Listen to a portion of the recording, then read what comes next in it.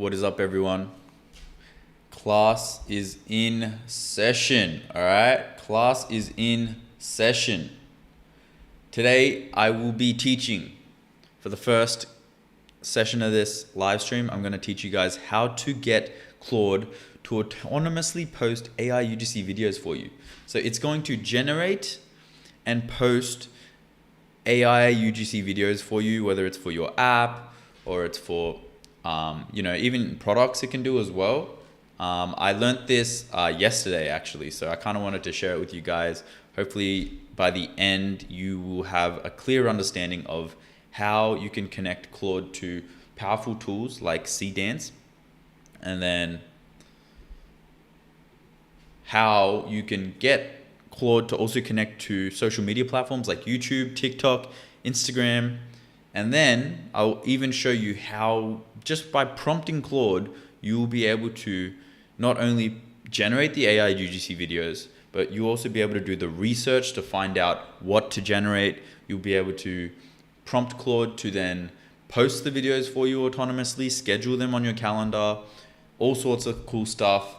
Let's get into it. So I actually learnt this method yesterday, right? And I was just really curious. I'm planning to make a video about this, but I've broken it down into 3 prompts, okay?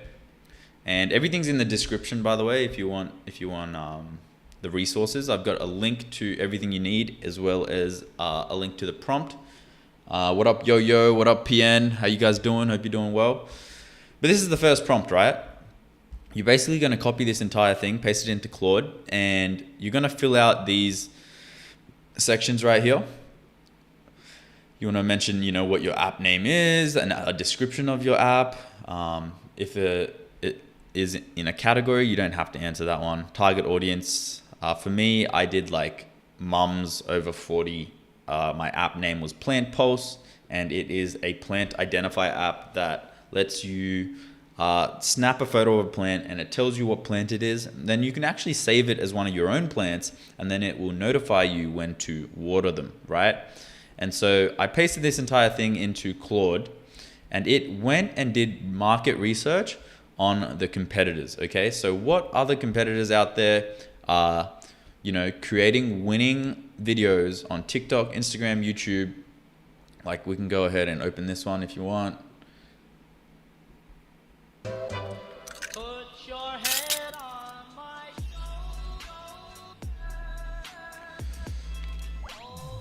Found competitors. It's not too loud, is it? So yeah, it basically went ahead and found everything that was trending and then came up with a strategy. So then what you have to do is you need to paste in this second prompt, okay? And you literally just grab this entire thing here. There's less involvement when it comes to changing things around. Oh yeah, and before you paste this prompt, I forgot to mention, you need to paste this prompt directly after the first response, okay? You don't message it anything new, directly after the first response. But make sure in your settings, inside of connectors, they've moved connectors to customize. Okay, different spot now. Make sure, so this is a new update. Let me just confirm. You go to settings, and then now you go down to connectors. Has moved to customize. Head there to browse, connect, and manage them. But I don't see no customize button. Maybe, is it in general? No. Interesting. So maybe, okay, weird. Anyway, you go into there, and then you'll see I've got 2 MCPs connected. First is Higgsfield, second is Posters. Now Higgsfield gives you access to Cdance, which is what we want, okay? It's this one right here. Cdance is really good. It's basically a new AI video gen model that has come out maybe a month ago, I'm gonna say. And it is definitely the best out there.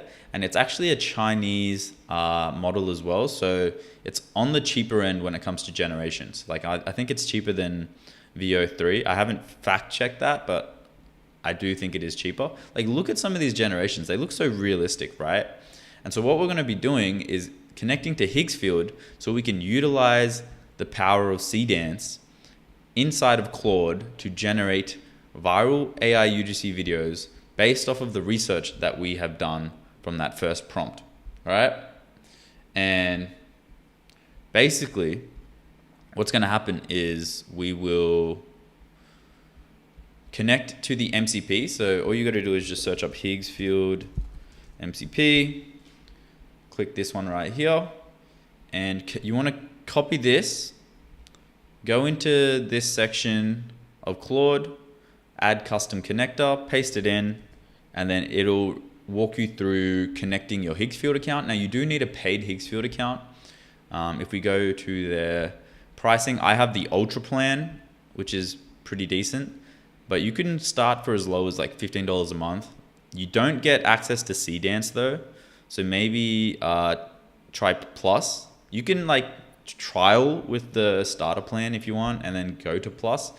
But yeah, I've been using Ultra. It's been working great. You also got to consider like, what is your marketing budget? You know, consider that teams are paying thousands.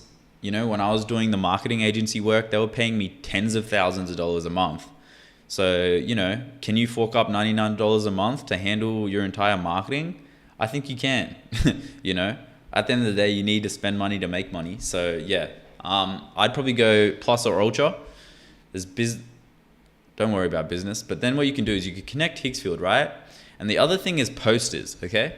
So Posters is basically the platform that connects AI agents to social media. Run your social media on autopilot with AI agents. And so what you can do when you've logged in is you can hook up your Instagram account, you can hook up your TikTok account, and basically get these guys connected to your AI agents. So if you go into settings in developer, down here in remote servers, you want to just copy this link, and just like you added a Higgsfield MCP, you just go into add custom and then add the link right there, okay? Now, once you've set all of that up, you go into, is it this one? Not that one, yeah, this one. You go into Claude, so assuming you pasted the first prompt already, which you can find in the documents, it's linked in the description. Scroll down, let it do its research, then directly right after the first prompt is made, you want to paste this second prompt, okay? And this second prompt is basically going to tell Claude exactly how to use the research information that it's just generated to then use Seedance to come up with 15-second long videos, okay? The reason it's 15 seconds long is because that is the max amount of time you can generate a video for on Seedance. So if you don't do this, the default is like 8 seconds, and it's nowhere near long enough to, you know, fit in your hook, fit in your call to action, fit in the body. Like, there's nowhere near enough time. 15 seconds, you can just squeeze it in. And then there's heaps of other stuff like, you know, the hook, the stakes, the demo, the proof, the CTA. It tells Claude exactly how to prompt Seedance, okay? And you're just gonna chuck that in there, and then it's gonna go ahead and do its thing and generate 20, 30 different scripts based off of the viral videos that it just saw. And this script is the prompt that it's going to paste into Seedance, okay? So you can go ahead, and what I would recommend doing is, because if you generate all of them in one go, it's going to take up a lot of credits, right? Like, I am on 41% credits left after a full run, okay? So after generating 30 in one go, about half of my credits have gone, okay? So I would generate one of these. Literally, you can just copy this prompt. You can go into the marketing studio here in Higgsfield. Go ahead and just paste in the prompt and just see how it turns out. If you're happy with it, then go ahead and prompt Claude to generate all 30. If you're not happy with it, see what you can tweak. But yeah, I would recommend at least just generating one first before you go with all 30. Then you're going to prompt it to say, using the Higgs field MCP, go ahead and generate all 25 videos. I think it was 28 total. But yeah, you can see it's gone ahead and generated videos for me now. I nearly gave up on this one last week. It's got an Aussie accent too, this one. Plant Pulse told me exactly what it needed and when to water next. 3 days later, look at... And it's gone ahead and generated a bunch of these. Yellow edges, and I had no idea why. Good hook. One scan and Plant... It's great. It actually came out really well. 5 apps, same... I'll show you my favorite one. This one's pretty cool. 12 plants, all different schedules. I used to forget half of them. Plant Pulse runs the rotor in...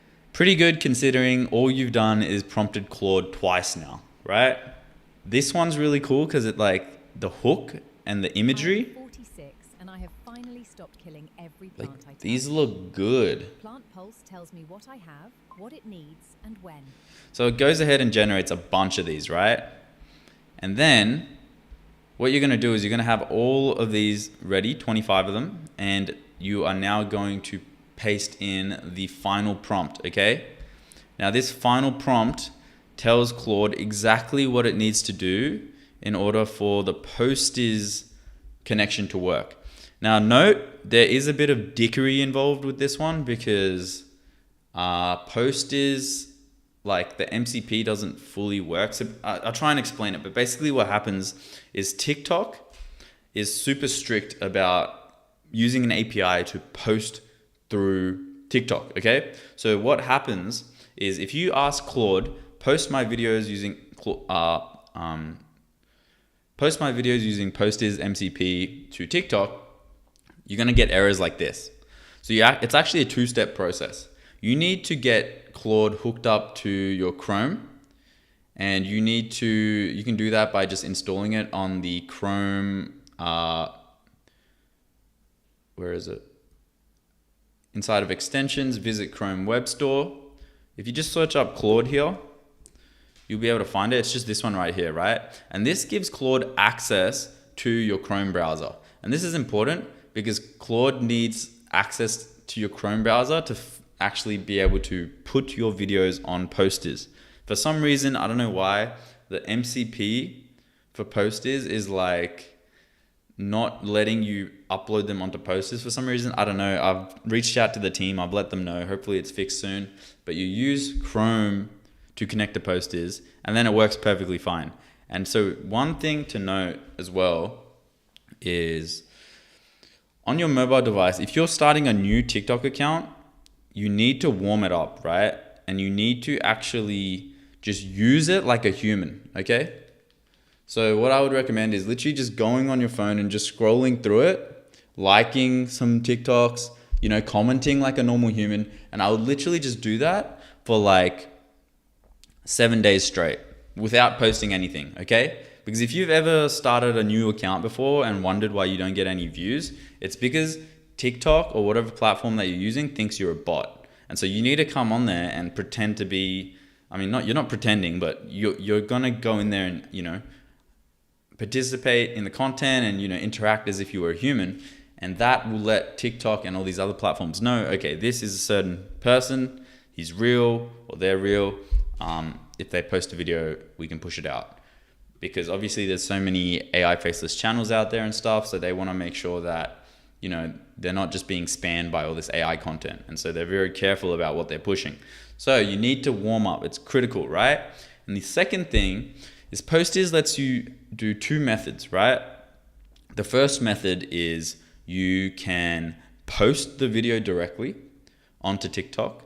Now the issue with that is TikTok actually reduces your reach when you do this method because, like I said, they're very strict on the API posting. So a workaround for this that I've found is you can use Posters to save your video as a draft, okay?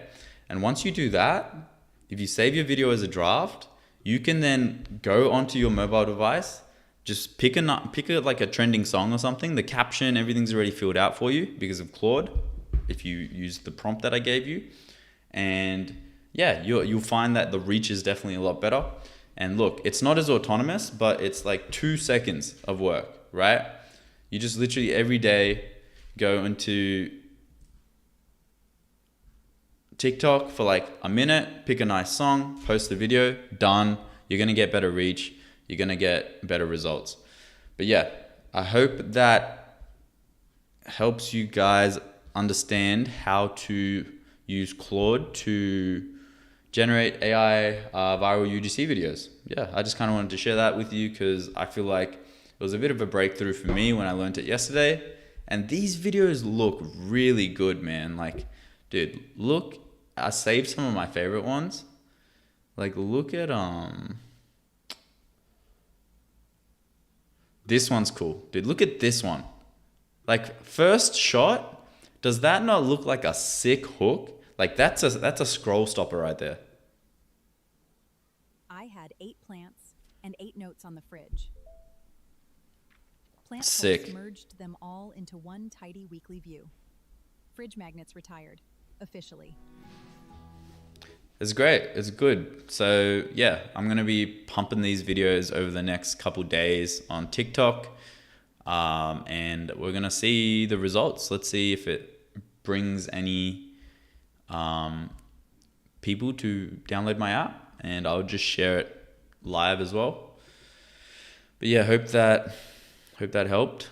Let's jump into the debugging session, man. I mean, I say debugging, but where we left off yesterday is I basically gave myself a shit ton of work to do this live stream because I added in a bunch of new features, but I did not test anything. So this live stream is basically going to be testing all these new features and seeing whether or not it's working or not. So let's go first, get rid of all these. But yes, look out for that video. If you want like a more in-depth guide, I basically walk you through the whole thing and I like do it myself. That's probably going to come out maybe tomorrow. So look out for that. Oh yeah, and I was going to say like, that's funny. I was meant to hook you guys in the first start of the live stream and show this page and be like, big companies like Cal AI are using AI UGC to generate millions of dollars, and then like zoom in on this. But I completely forgot to do that. So just pretend that I did that, all right? And then Doobs in the future will be happy. And I just realized it says day 53. Like, come on, man. Goes to show, man, it's a one-man team over here, yeah? Like, don't be saying nothing, yeah? Let's go ahead and chuck some music on.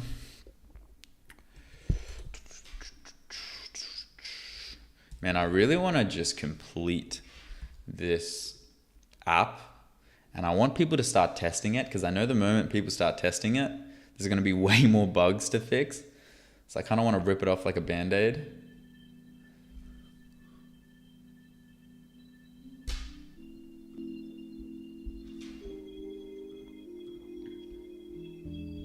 But yeah, how's everyone doing, man? What's new?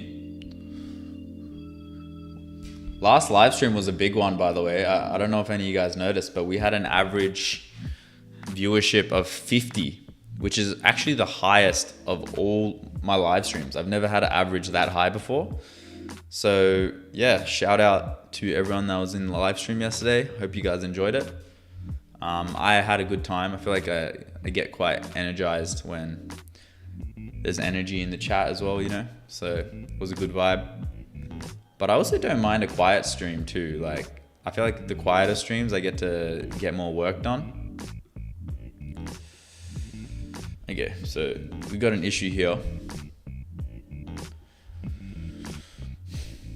And I think it's to do with the...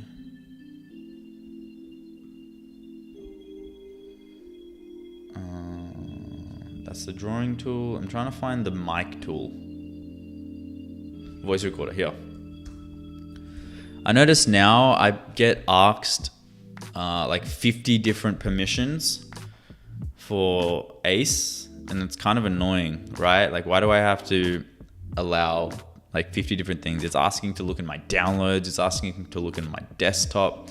Like, I'm not sure if this is due to the perms we're trying to receive with the mic recording, but can we narrow our focus and make sure we're only asking permissions for the things that we need? Because otherwise it's kind of annoying when all these perms pop up. It feels like I'm getting hacked. Bake, what's going on, man? Any videos popping off lately on your end? Good to see you in the chat, Automator. All right, so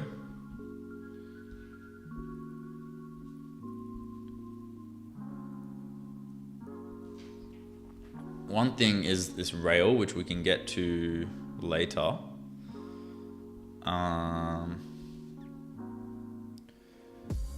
Just trying to think. We got the fix update notice layering, okay. Fix stage selection and ordering control, that worked fine.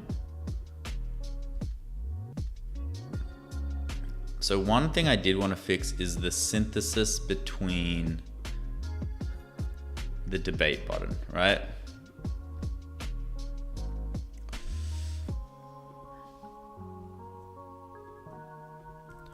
How is the synthesis between multiple AI agents working right now with the debate button?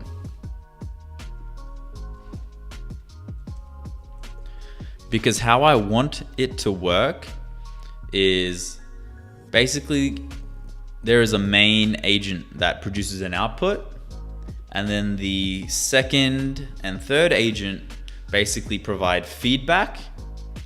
They try and break it down, they try and tear it apart, and they keep doing that back and forth until they hit a threshold where they're all in agreement.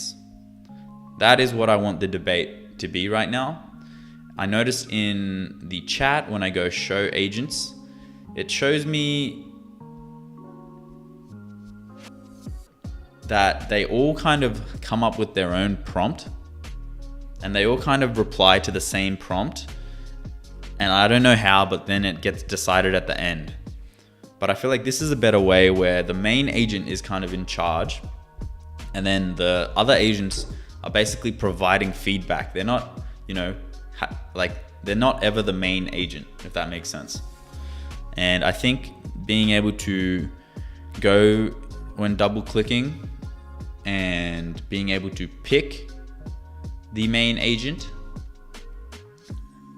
would be good. So for example, and this should only ever occur when they're connected through interaction. So for example, if they were debating, I might want to make Claude the main agent. And so there could be a toggle where it's like Claude is the priority and then Codex and Gemini are just like debating alongside. There doesn't need to be second or third priority. You just need to identify the main agent. That's it.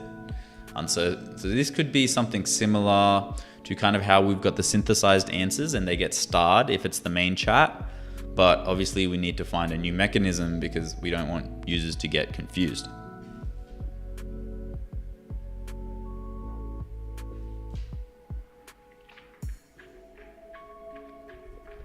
And if the user does not decide, I think we can just use whichever agent was connected to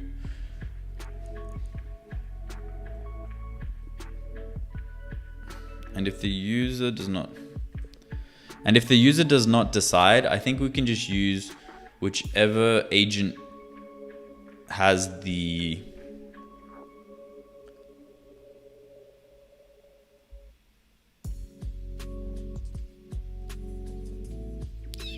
how do we decide?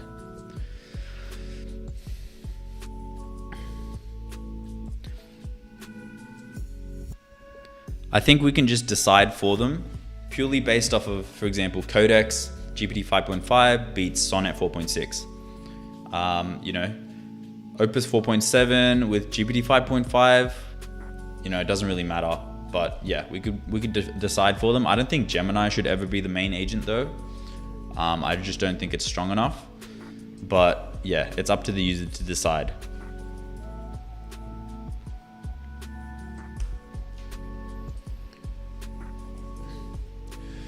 Part of the game I upload daily. You know, I gambled 5k on meme coins watching Orangey. Thought of making 10 milli LMAO. I quit now gambling. Hella bad at it. Lost 5k in the last 4 days. Stopped today, but it feels horrible. Also got a wallet hacked and shit that had $500. I'm just hella down. Bake, bro. You gotta get out of that rut, man. Can't be staying in that hole, bro. Hey, we all have our vices, so don't feel too bad about yourself. From what I've heard from you, it sounds like you're making a shit ton of money anyway. So 5k is probably chump change to you anyway, but hey, doesn't mean it's okay. And yeah, you gotta get out of that habit, bro. Gambling's not good for you, man. I think it's okay. The way that I look at it is I don't think online gambling is okay, but I think if you're around mates and you're playing cards and you want to gamble some money, or if you're at the casino and you're around mates, like as long as you're around other people and it's purely for fun, then I think it's okay. If it's online and you're by yourself in your room, I don't know. I don't know about that.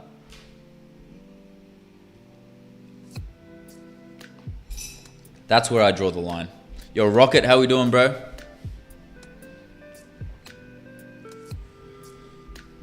Let's get a couple of these running. Fix old runtime load. Okay, so there was an issue when I first opened the app today before the live stream where it reverted back to an old version. So I fixed it. So that's all fixed now. So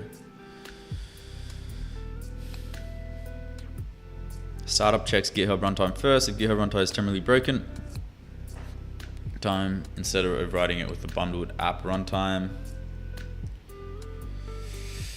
Cool, we can archive this. Let's just check if the gold star thing works. Let's bring one of these on here.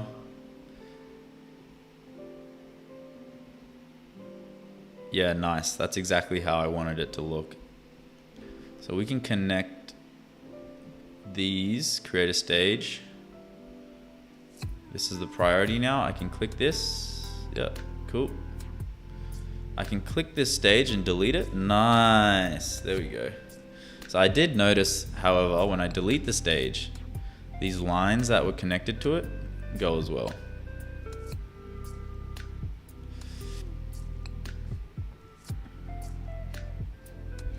So where can I go? Fix update notice, fix stage selection and ordering control. Okay, cool. Let's go here. So take a screenshot of this. Hey, so I noticed that the stage selection and deletion of the stage works fine now. However, when I delete the stage, it also deletes the connection of all the agents, which doesn't really make sense, right? So can we make it so that the connections remain?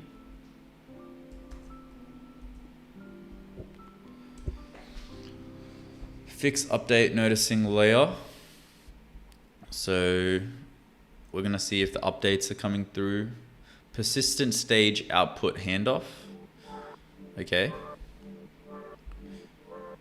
I think that works fine. If we were to test this here.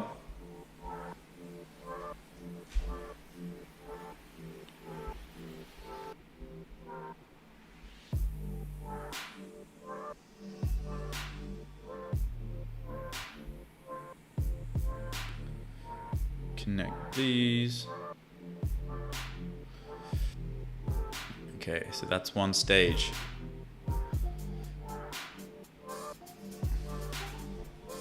Okay, so for some reason the label doesn't seem to move with the stage, so I'll just go ahead and let that happen as well. For some reason, when I move the stage, everything seems to move with it except for the label.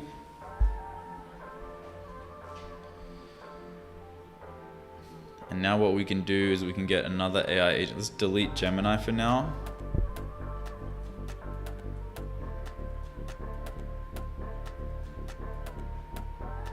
Oh.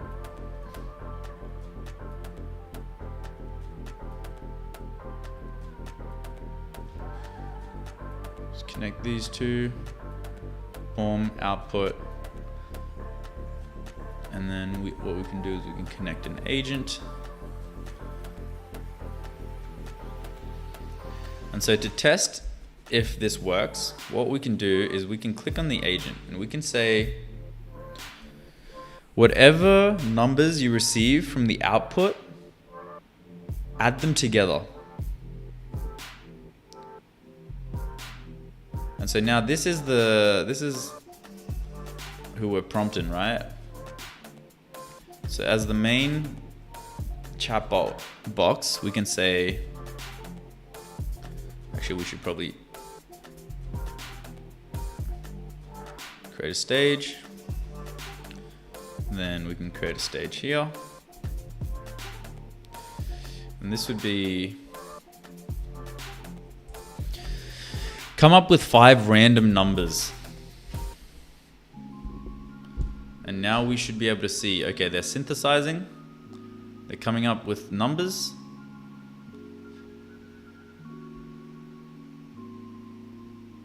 Now I want to make, can I make this the, yep, that's the main.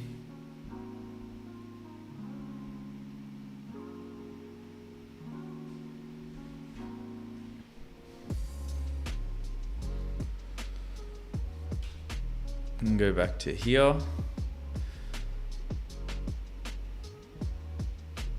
Okay, so we got a few. And then we got, did this reply?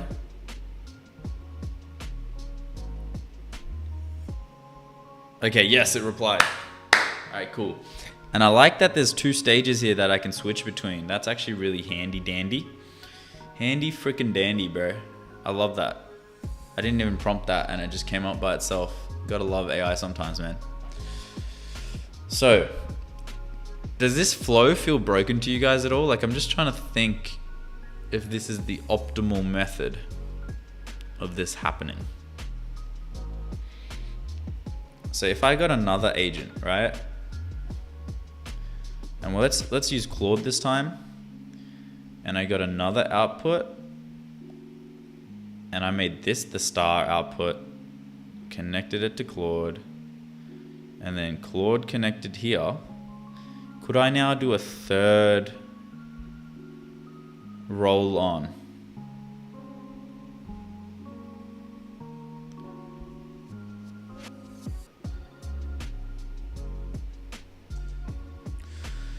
Okay, so now we've got 3 agentic workflows, okay?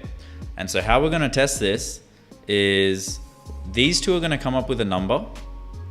Then Codex 5.5 is going to have the system prompt, whatever numbers you receive from the output, add them together. And then I'll have Claude with the system prompt, whatever number you receive from the output, divide it by 5. And now we'll be able to see if we can do a 4-man workflow. And then if this works, we can trial 5. But let's go ahead and prompt the system. I'll just say, come up with 10 random numbers.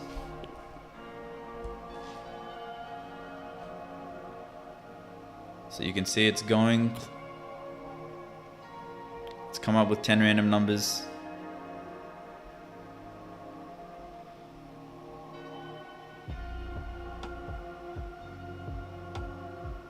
I love how Codex debates. The previous output is acceptable. Yes, those numbers are random. Like, thanks, man. Appreciate it. I kind of like how it comes out a little bit. Is that... Okay, it's done. So we got 91.6.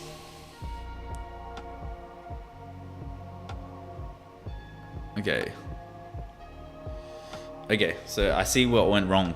Stage 2 got the sum. Stage 3 didn't get the sum. It had to come up with the sum by itself. Each number divided by 5, see? So you can see now there's a disconnect. So let's go ahead and prompt away. Persistent stage. Okay. There is an issue with the stage handoff right now, where we currently have 3 stages, and I ran a test, and ideally what should happen is it should go from stage 1 to stage 2, from stage 2 to stage 3, right? That is the workflow that we're aiming for based off of priority in numbers. However, once I wrote the prompt, stage 1 was prioritized, but then stage 2 and 3 both got the output at the same time. So when stage 3 was meant to get stage 2's output, it looked like it just got stage 1's output instead. And so it didn't get this chain linear workflow that I was expecting when prioritizing 1 to 3.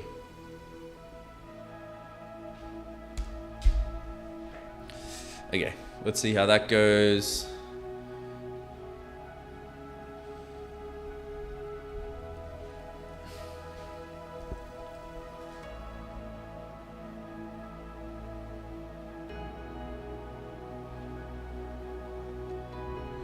Yo, Tim, how we doing, bro?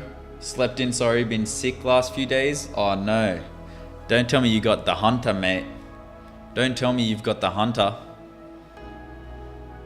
Were you on a cruise somewhere in the last 3 weeks?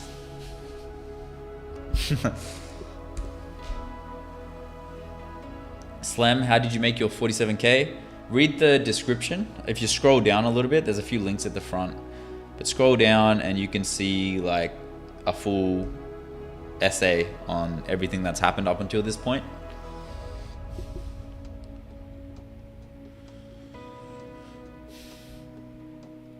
Okay, so the star seems to work. I'm just wondering.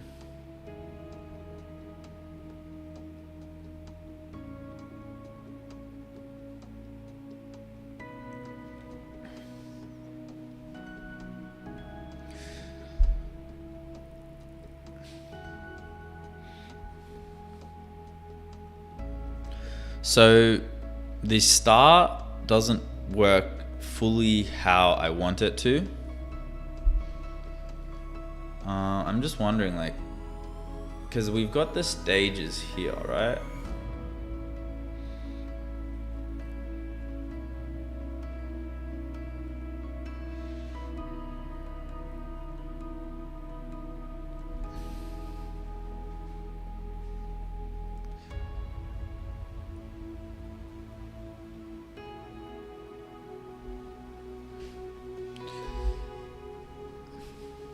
What's up, Sammy? I'm doing good. How are you, bro? No time for cruises. Yeah, we're all hustling here in the AI verse. Can't sleep these days, man. There's so much shit moving so fast in AI. Like, how the fuck do I make time for sleep, man? I need to be up to date with the latest AI models, man. Opus 4.7, man. Opus 4.7 just got 1 million contexts, man. I need to test that shit out, man. I need to build $1 million app with that shit, man. Oh, Codex just got voice annotation connected to it? Dude, I gotta test that shit out, man. Yo, babe, I gotta go, man. I gotta go test that shit out.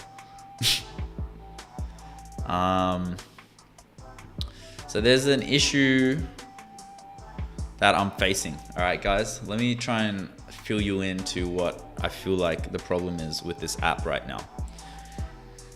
It's getting complicated because we've got different output blocks, right? And so each output, basically the AI agent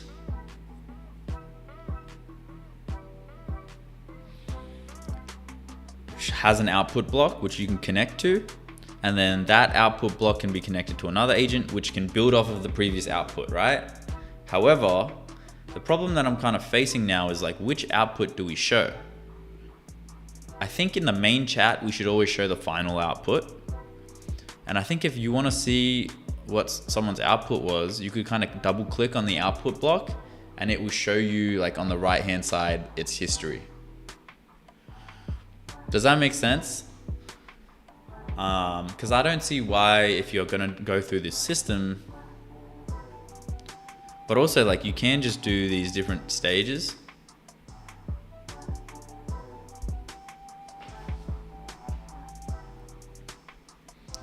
But the star looks kind of cute.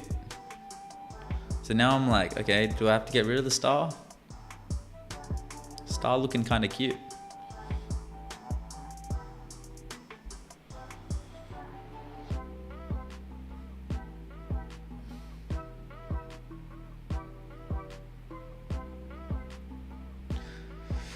Board debate connection did not have a true main agent. They ran as ordered workflow steps, so each agent responded after the previous one, and the last agent could effectively become the final output.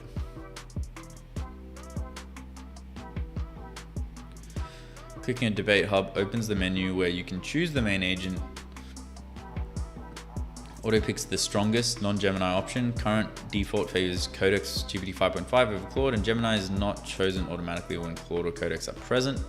Board debate execution is now main led. The main agent, okay, cool, perfect. Merge. I probably should have gotten a review. Might have messed up there. Okay, so the other thing is we've got review, handoff, custom. It's probably worth asking. What is the difference between debate, review, and handoff?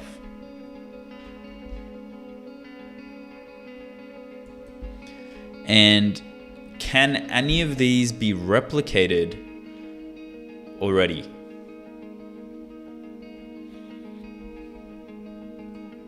So for example, with debate, actually, no. I'm going too deep into it.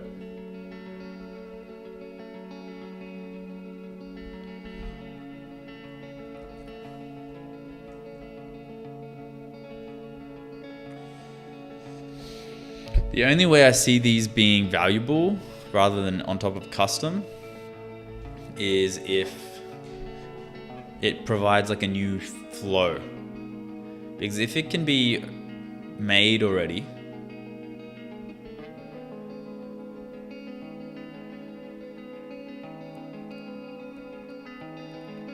oh, weird. I've just realized it's connected to debate.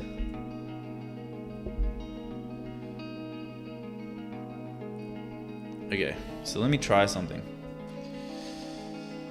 It's connected to here. But when I go like this, okay, nothing happens. All right, cool.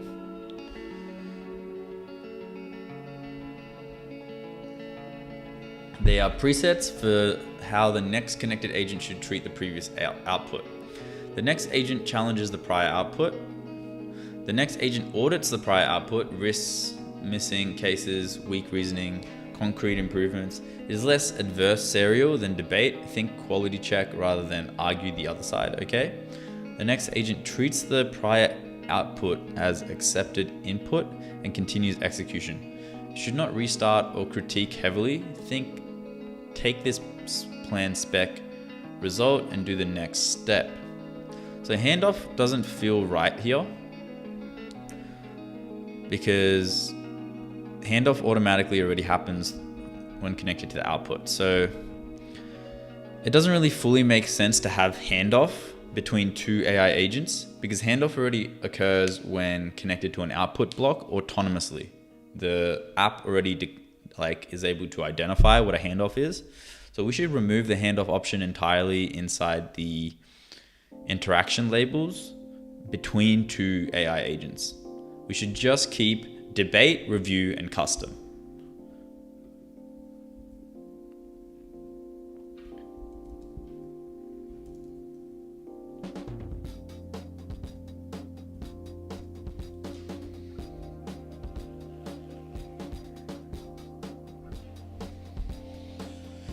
What app is this? This is my app called Ace, which is an agentic coding environment. And you can basically, the goal is you're able to build anything in here.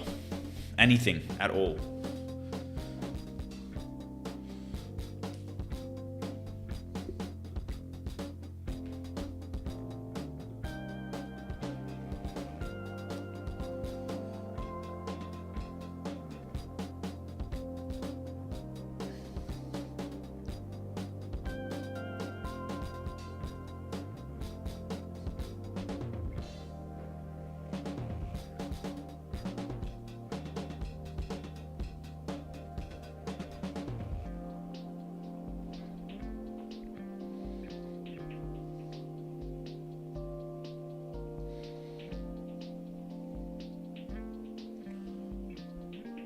Did I end up doing the auto researcher skill in here?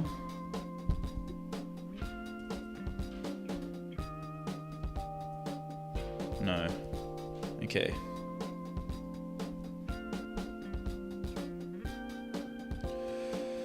I want to try an experiment because the app's getting a bit complicated now.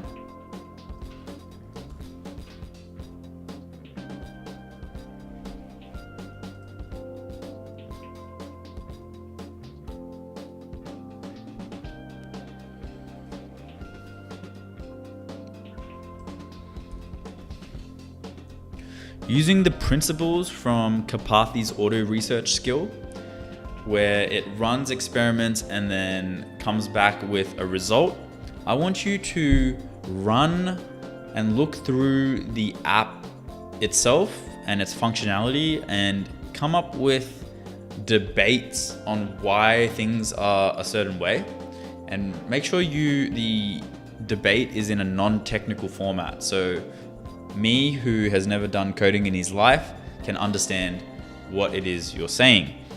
There are a lot of intricacies and complexities to this app now, and I want to focus on user flow. I want to focus on the user experience. I want building to be fun. I want it to be easy for non-technical people. That is my target audience. And so, the ability to create agentic workflows that are a bit more complicated, and giving that ability into the hands of people who aren't the most technical like me, being able to create agentic loops, being able to create flow-on agentic workflows that the second agent waits for the first agent's output and then builds off of it. Like, for example, an autonomous app factory, where you have an AI agent that comes up with the idea, another AI agent that builds the app, another AI agent that that validates and reviews the app that's just been built, etc., etc. Now, not all of these have been fully implemented yet, but I am creating the foundation for all of this to work. Okay, so I want you to, don't change any code, don't alter anything, but I want you to just look at the code base and review if things should be the way they are, if they should be different, if you have a better alternative. All right. And then I might as well get Opus 4.7 on this one, man. Screw it.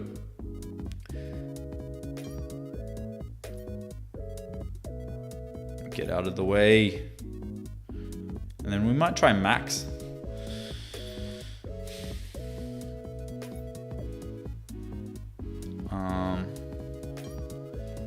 And maybe enter plan mode. Actually, nah, screw it. All right, let's see how that goes. Is right now Codex with GPT 5.5 better than Claude Code with 4.7? Yes, I would say it is. Thanks, Doobie. Can I download Ace, and what app are you using to code? Ace is not downloadable yet. However, as soon as it is available for download, I will definitely let you know. You can sign up to the waitlist in the description.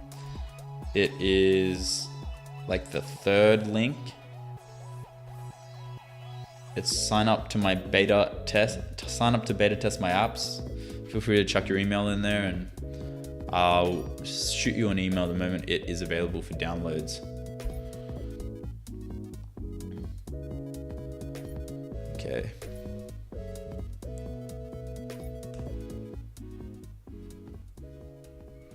Cool. UX flow debate review. Great. See, why do I have to come up with everything? You know, I can just get AI to do it. It doesn't really make removed handoff still exists for output and stage flow edges where the app already infers it.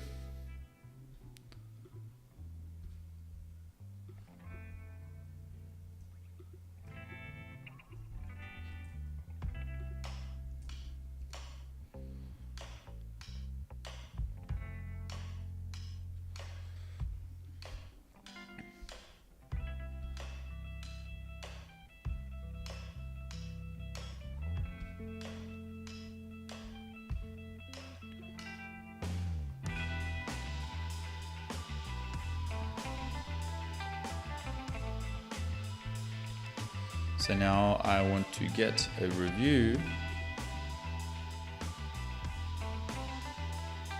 on this.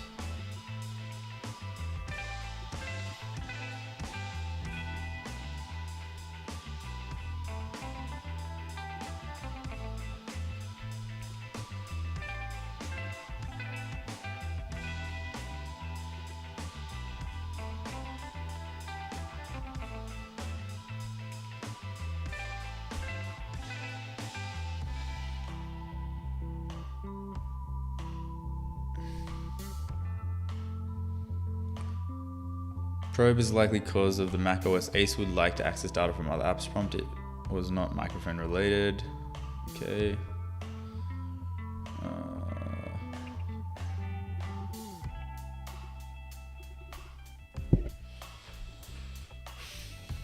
Merge.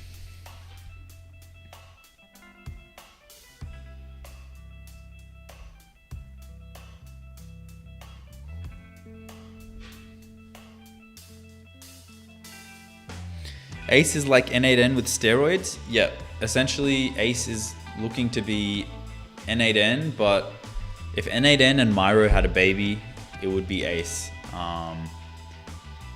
Basically, I want it to be an environment where you can literally brainstorm and come up with, ideas. You can chuck in like YouTube links and stuff, and then you can connect those into Claude or Codex as context, and then build more complicated workflows.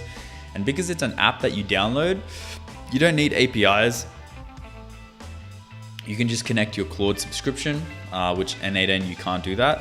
So yeah, there's a few more benefits to using this over N8N. Because N8N, there's still a barrier to entry, I feel. Like when I first used N8N, I remember watching like a 1 hour or 2 hour video.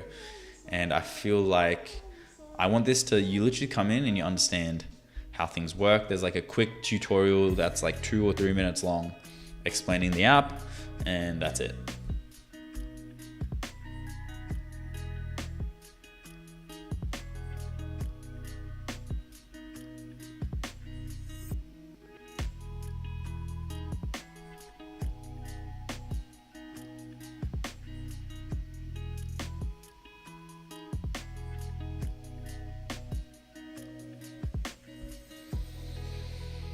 Okay.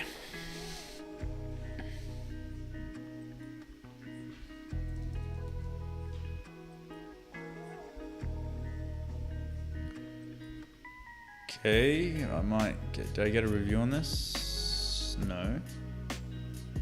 But I will get a review on this now.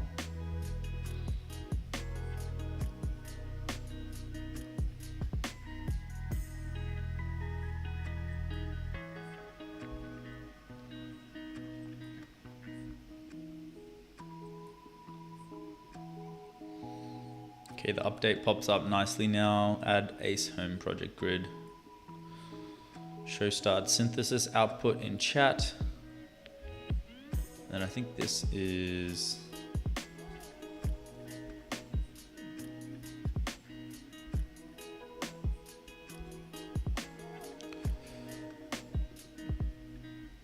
Okay, merge. I believe these are already merged, so I should be able to just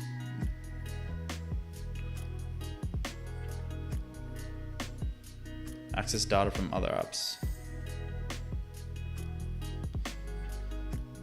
Okay. The draw tool. Hey. Okay, that works. Sticky notes.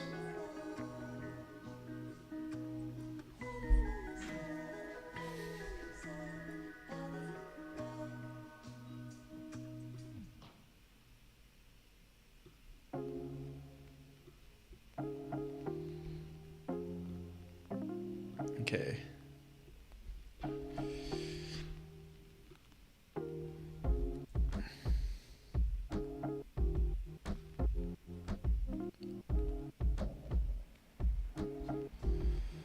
Which one was it? Where'd it go?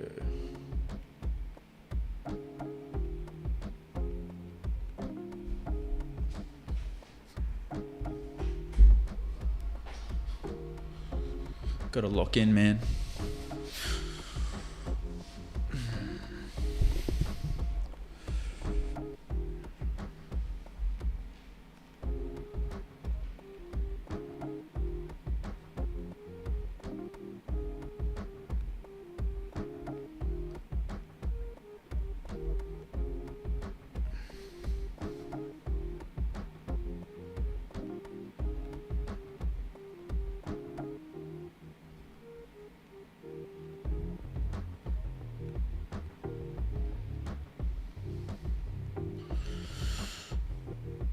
Okay.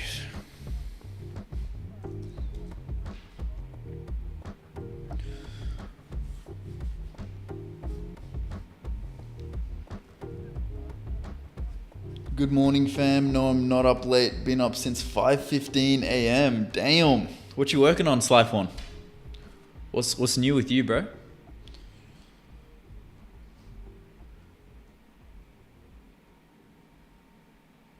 Where is the...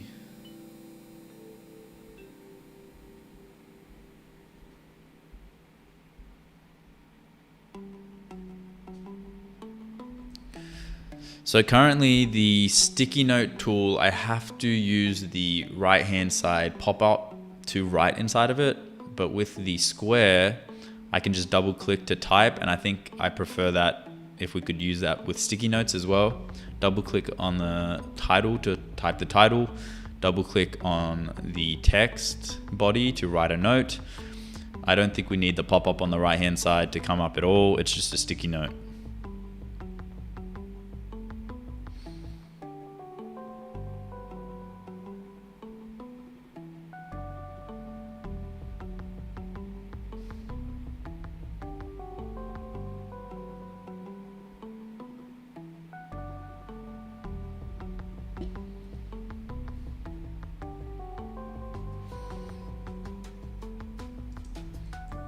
Same thing applies for the text.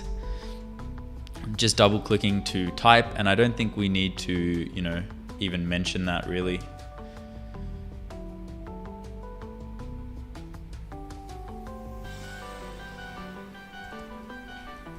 Let's remove the shapes entirely since it basically serves the same purpose as the text element. And also, let's make these drawing tools draggable. Like every other tool on the sidebar is draggable except for the shape, sticky note, text, and table. I have to click it and it pops up in the middle somewhere. We should make them all draggable.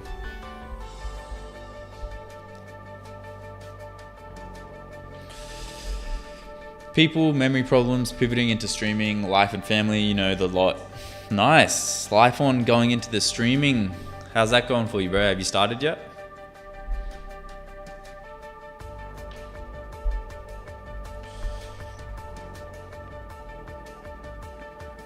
Give this a restart.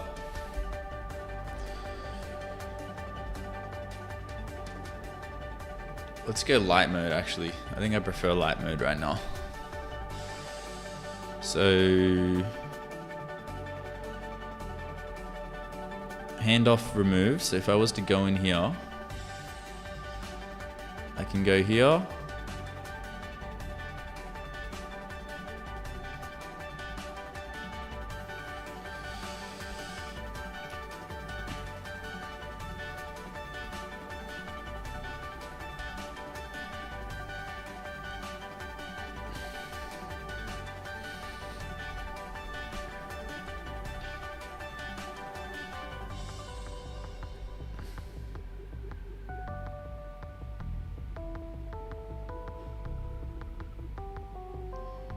think we could do it here.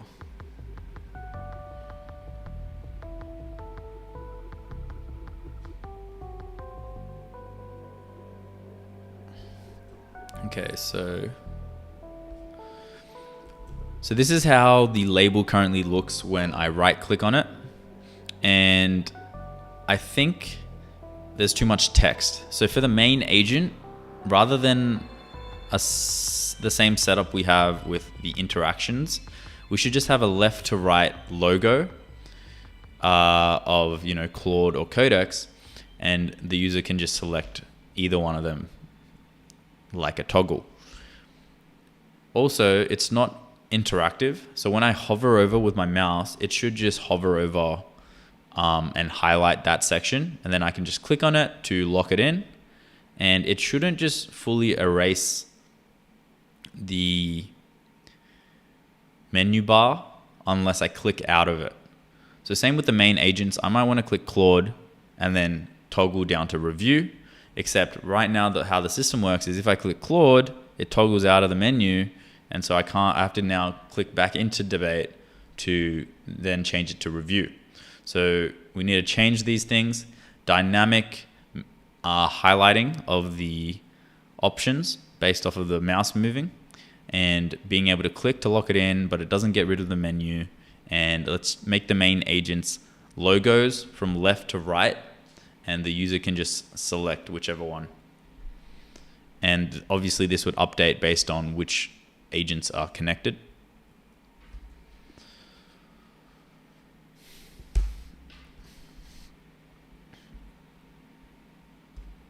Okay. You were certainly an inspiration, by the way, Doobie. Thought you might like to know that. Oh, I appreciate you, Slyphorn. Thanks, bro. Appreciate the kind words.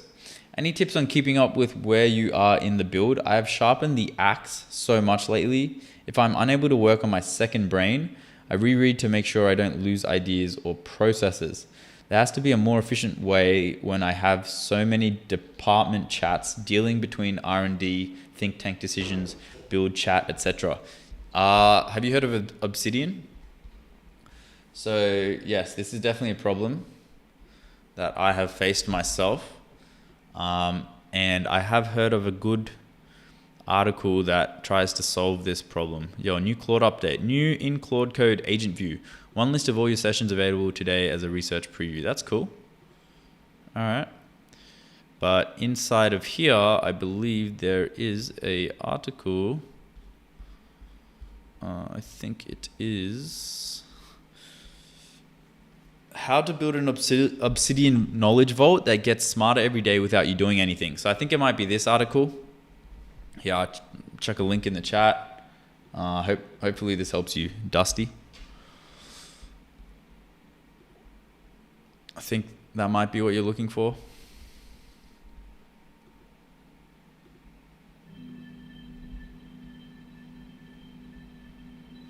I have not, but I'm just glad you understood what I meant.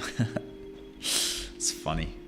Nah, I totally get what you're saying. I'm getting that issue right now with Ace because there's so much going on with it. And I'm like trying to wrap my head around, okay, but if I add this feature, I need to change this feature up here for it to work smoothly.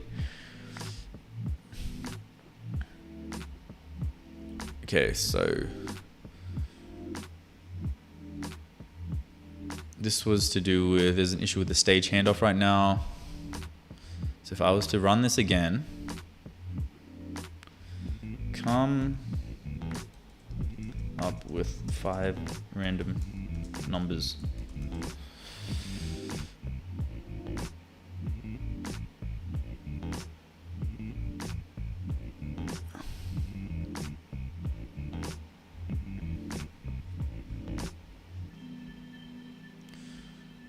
All right, so we got a huge text of issues. The terminal wall, a non-coder cannot start using geocode without opening terminal and installing 3 commands, command line tools, Claude CLI, Codex CLI, Gemini CLI, plus running login commands.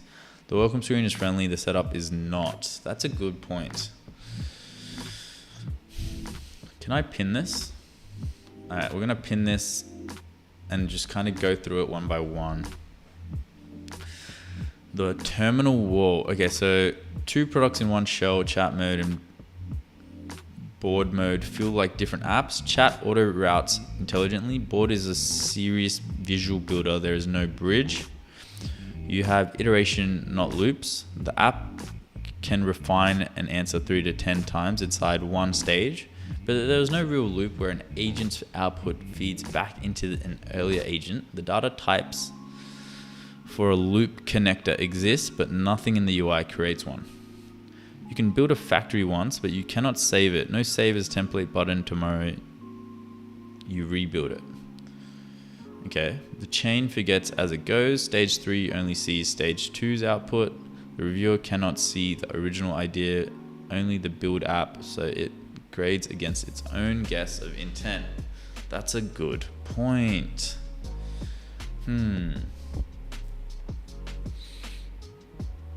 That's a really good point.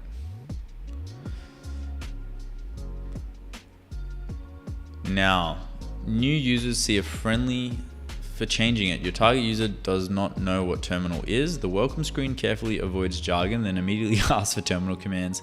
Fatal contradiction for that persona. Okay.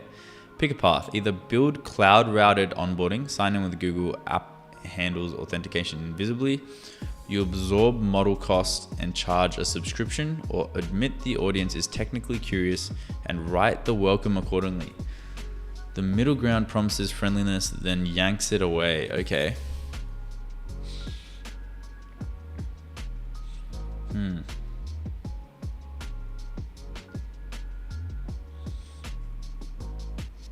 That's a good point.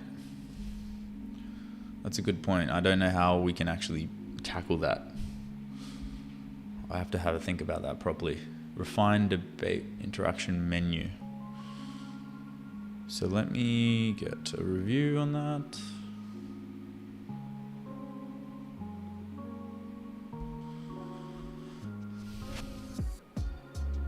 So let's see if this actually worked. 686 divided by 5, 686. Okay, yep, cool. Now the stage thing works. Perfect.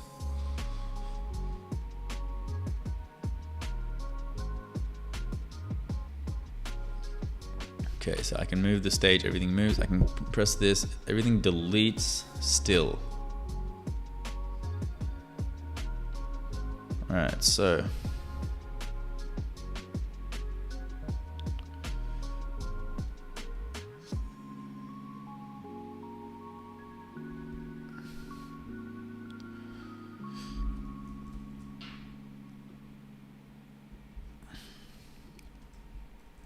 Two things I noticed when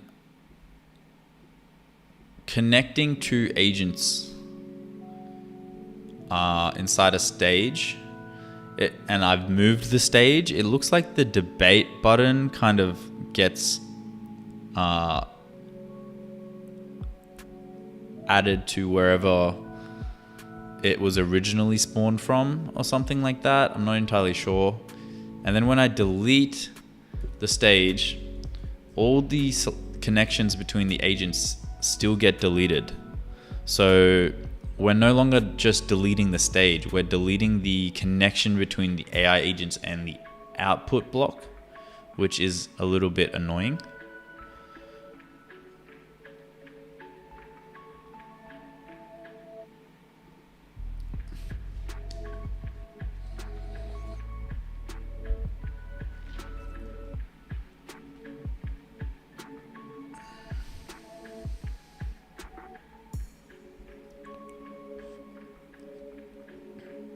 Interaction menu has no way back to auto. That is a very good pickup.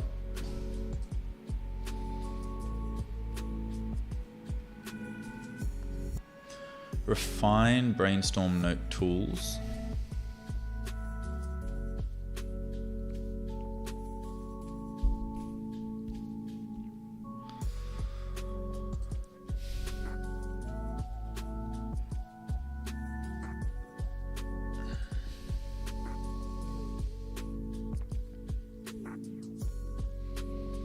So this was regarding stage handoff. Right now we are currently having 3 stages. Okay, so this was fixed. Show start synthesis. We got all these errors. So now I need to check. If I was to get Gemini involved here.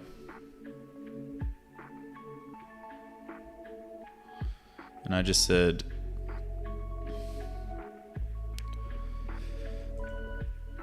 what is the difference between a sous chef and a head chef?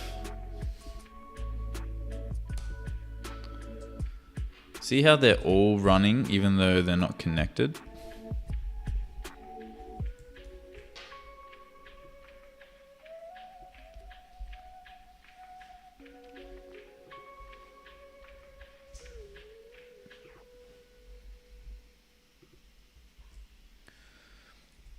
So I currently have a problem. I just wrote in the main text prompt, what is the difference between a sous chef and a head chef? And I was expecting the first AI agent to reply. However, I noticed that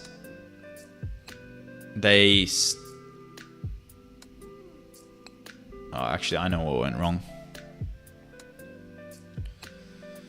So it needs to be in a stage. Are you showing stripe sometimes? What do you mean?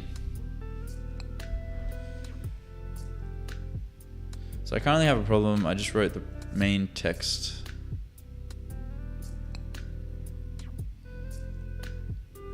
So we can get rid of these. And just have a look here.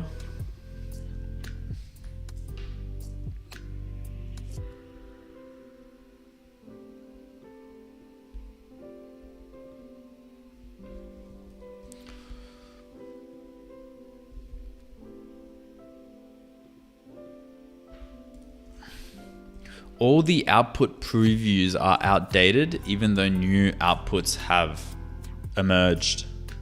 Can you look into why and fix this? The output block in the whiteboard should always show the latest response.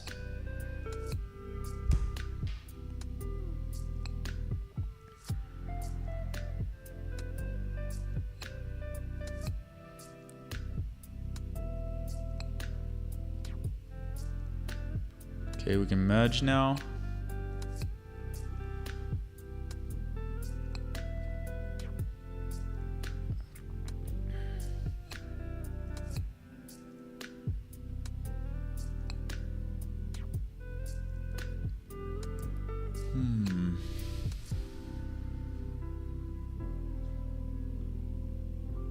This is regarding sticky notes, okay.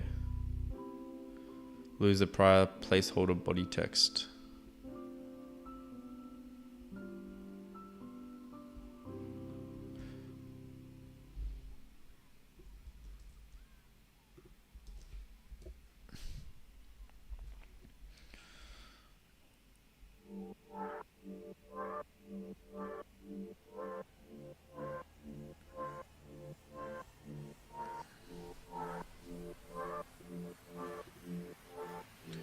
So if I was to copy this again and just paste it in here, let's say I've got all of these connected.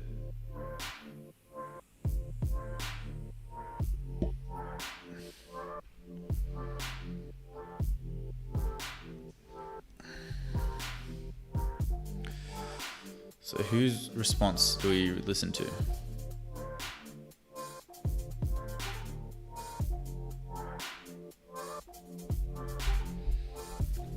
What app is this? This is my agentic coding environment called ACE.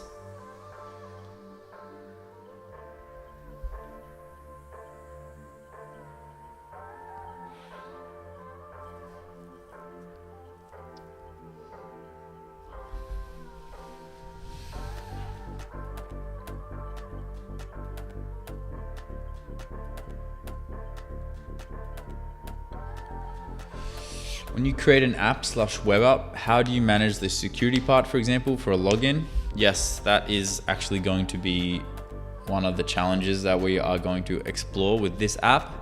But there's platforms out there like Stripe who have kind of handled a lot of that for you as well. Like they've got their own kind of gateway systems and stuff that you can just implement into your app. It's pretty easy.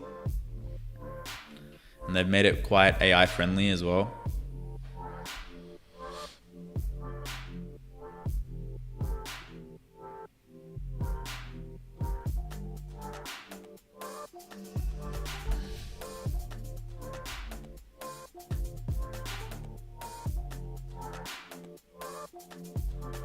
Oh, I sent it the wrong prompt. Shit. Whoops. Thoughts on base 44? I think it's not a bad starting point if you're vibe coding for the first time.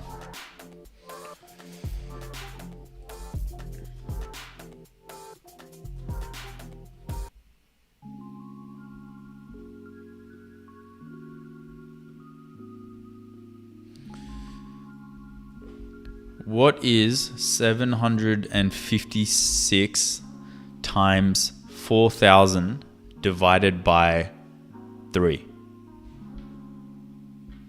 She divided by 4. So now are they all giving me this response? Nina, Codex Claude, Nina, Felix. Like no one's connected, so I don't know.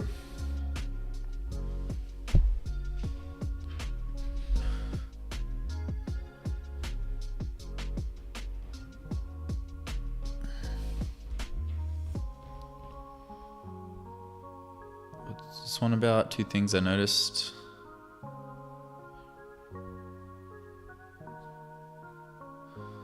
Let's get a review going on this one.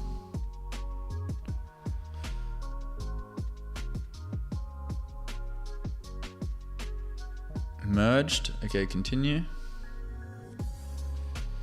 So I should be able to drag. Nice. I should be able to drag text. Nice. Hey. Okay.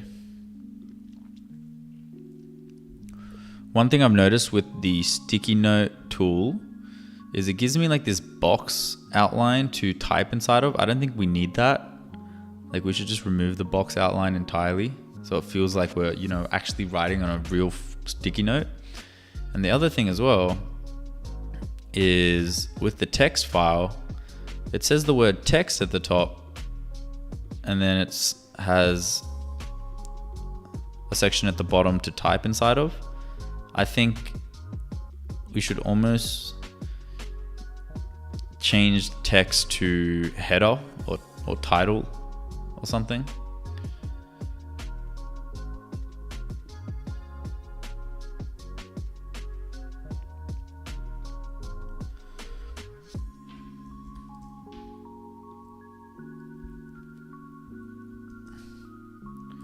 Also, the table function doesn't even work. It says double click to label, and then it gives me this tiny little box to write inside of. Like, how am I meant to label anything?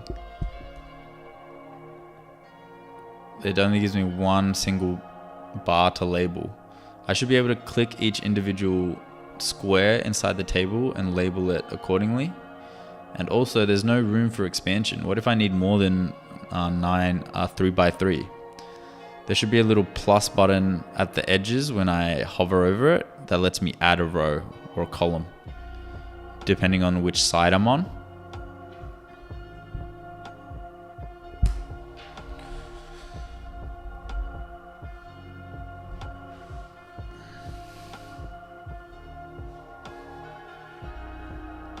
By the way, your idea YouTube short you made about hard stopping messages in a chat to 20 messages to save on the Claude overage was genius.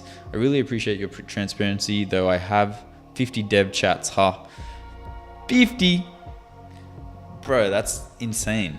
How the hell are you managing 50? I struggle to manage like 5, 7 of them, man. I've got 1, 2, 3, 4, 5, and I'm struggling right now.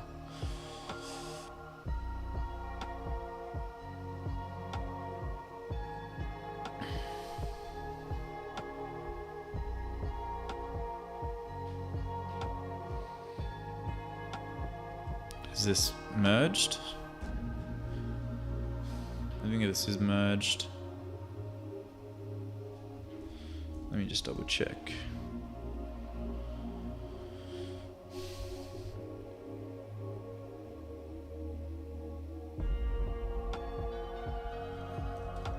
Go ahead and merge this as well.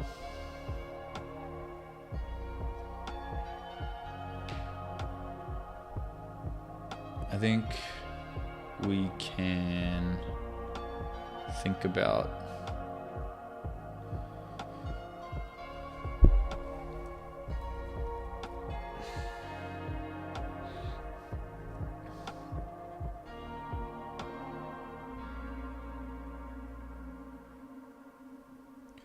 let me create a new, kind of copying the same prompt I did here.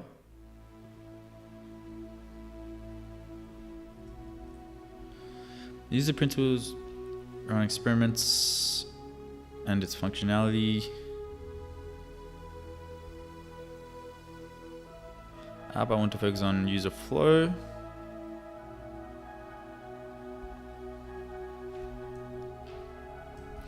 I want to specifically focus on the GitHub integration because, you know, when I first started building this app, I actually copied a lot of Conductor's features where, you know, they've got multiple different instances, agent instances, and then on the right hand side, once you've created a feature, you can then merge it. Right now, I'm struggling to kind of think of the best way to implement GitHub into this, because we also have multiple instances and we also have, you know, features that are being built to, you know, update repos inside of and stuff. However, our app is kind of different to Conductor in the sense that a user may spend a lot of time building out an agentic workflow just to then, you know, build out and flesh out a feature, build the feature. And then what happens in Conductor is usually you'll merge, and then the correct flow is then to archive that chat and start a new chat. However, it doesn't really make sense to do that in this app because it is a whiteboard and your users are spending a lot of time to set the whiteboard up. So they wouldn't want to necessarily archive it. So can you run a bunch of experiments and look into and provide suggestions on what is the best way to integrate GitHub specifically when it comes to coding and building, you know, agentic workflows to improve your apps, and how are there things I'm doing wrong? Are there suggestions on, you know, changing certain UX, UIs? Yeah, just let me know.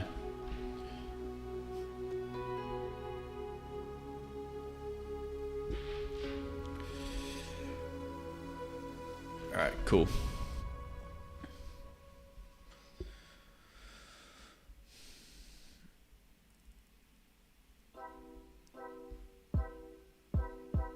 All the output previews are outdated, even though, okay, cool. Why'd that take 8 minutes, man? Let's do a quick review. Stage preservation, merge into main. We can now archive this.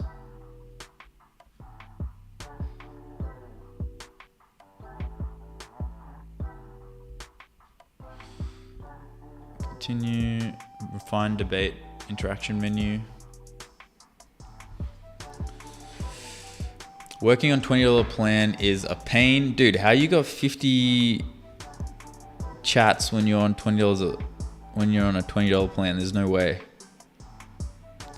I do end of session doc prompts as a rule. So when I finish, it creates a progression doc, code snapshot, continuation prompt, and company memo. Memo uploads to other projects to update progress.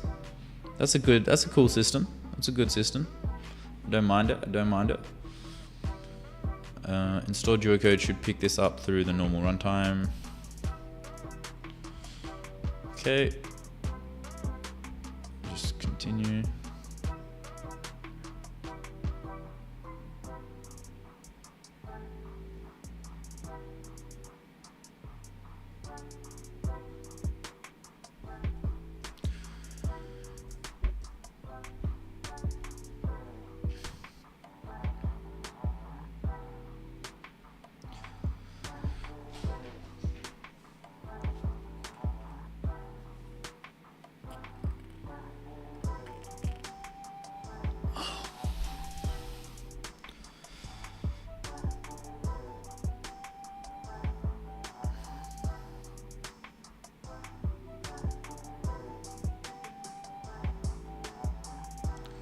Cool, merge. And we can continue.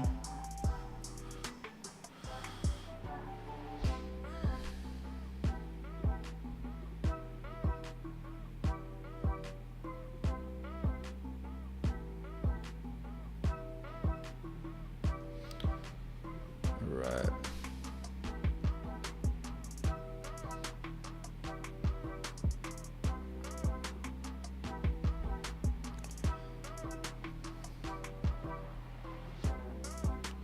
Let's do another one.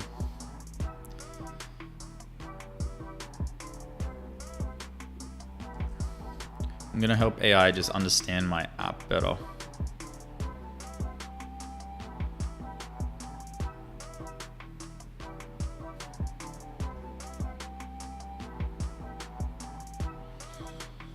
What is it in his life can understand what it is saying.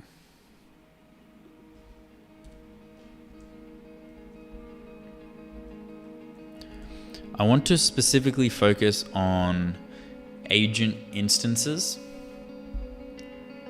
Right now we have the project spaces and draft versions on the left-hand side, but then we've also got this agent space here as well on the top hand side next to the Rail doc.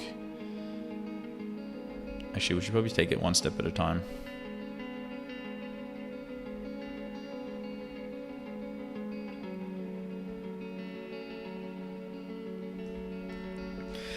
The sidebar menu inside of the whiteboard. Currently, I've got three options. The Rail option, which is nice and, you know, kind of the normal way people like to have their side menus. We've got the Docker option, which is also not bad. And then we've also got the Add feature, which is this little plus button that you can click, or spacebar, and oh shit. Cancelled my transcript.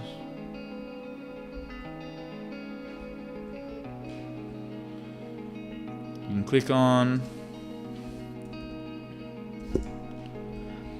or hit spacebar and it will open.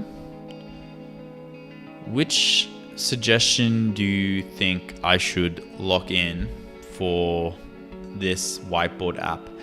My opinion was doing a hybrid of Rail and the plus icon, but the plus icon, instead of being this dot on the side, I can actually hit spacebar and these circles pop up around wherever my mouse is.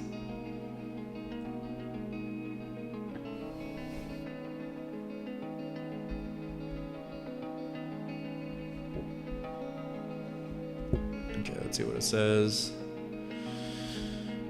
All right, GitHub integration research. The GitHub integration debate, findings from poking the app. Quick recap of what's actually shipped today. Before the debates, here's what I confirmed by reading the app's wiring, not guesses. This is what's on screen and in the code right now. One workspace, one folder on disk, one branch at a time. Every agent on the board writes in the right hand. Now the debates. Should one whiteboard own one branch or own many branches? Today, one whiteboard sits on top of one folder, which means one branch, if a user builds the whiteboard ships feature A, then wants to ship feature B starts on top of feature A's draft. Either A is already live and they're fine, or A is still in review and B contaminates it. Okay.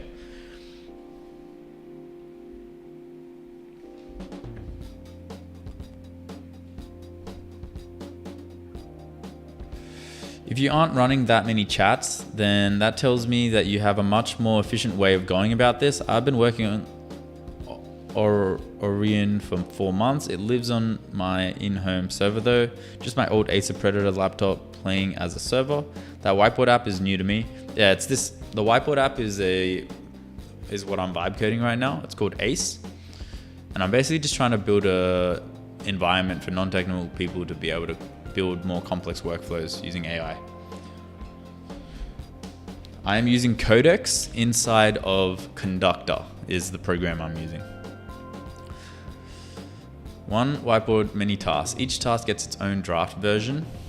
The whiteboard becomes the factory, and each run of the workflow produces an isolated piece of work that can be shipped independently. Tasks can be running in parallel. My take, side B is the right answer for your app, and it's the single biggest unlock. You said it yourself. Users invest hours setting up the whiteboard. That investment is wasted if you can only get one shipment out of it before things tangle. Assumes chat is cheap, make a new one. Your model is the workflow is expensive, run it many times. UX suggestion, add a concept about the above the project space doc called something like active tasks, with a drop down showing all tasks running in this whiteboard. Each task carries its own draft version, its own checkpoints, its own submitted update. So put tasks come and go. Merge actually mean here? Today, the word merge lives in two places that have nothing to do with each other. Agents on the whiteboard debates and synthesizers, that's a kind of merging of ideas. GitHub PRs get merged into the live version. The right side, my take. You've already done the hard work of building the friendly language layer, finish the job. Anywhere a user could use the word merge outside the GitHub flow, it should say something else. A project or a template? Today it's both. Accidentally it looks like a project because you have state in it. It acts like a template because users want to keep running it. That's why the archive after merging flow from Conductor feels wrong. My take. Side B is the natural identity from your app and design system already hints at it. Rooms, stages, workflow agents, concepts all suggest a factory floor, not a one-off feature. Side C is a trap. Too much choice upfront confuses new users. UX suggestion. When the user finishes a task on a whiteboard, the celebration moment should be update confirmed, start your next task on this whiteboard, with a big button, not archive this whiteboard. That single sentence is the most important UX line in the whole product because it teaches the user what your app is. One folder for all agents or one folder per agent. Every agent on my take, C is the elegant answer.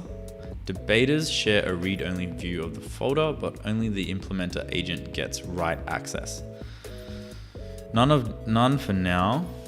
Revisit once task per board debate 1 is shipped because the right answer depends on whether the task shares a folder or not.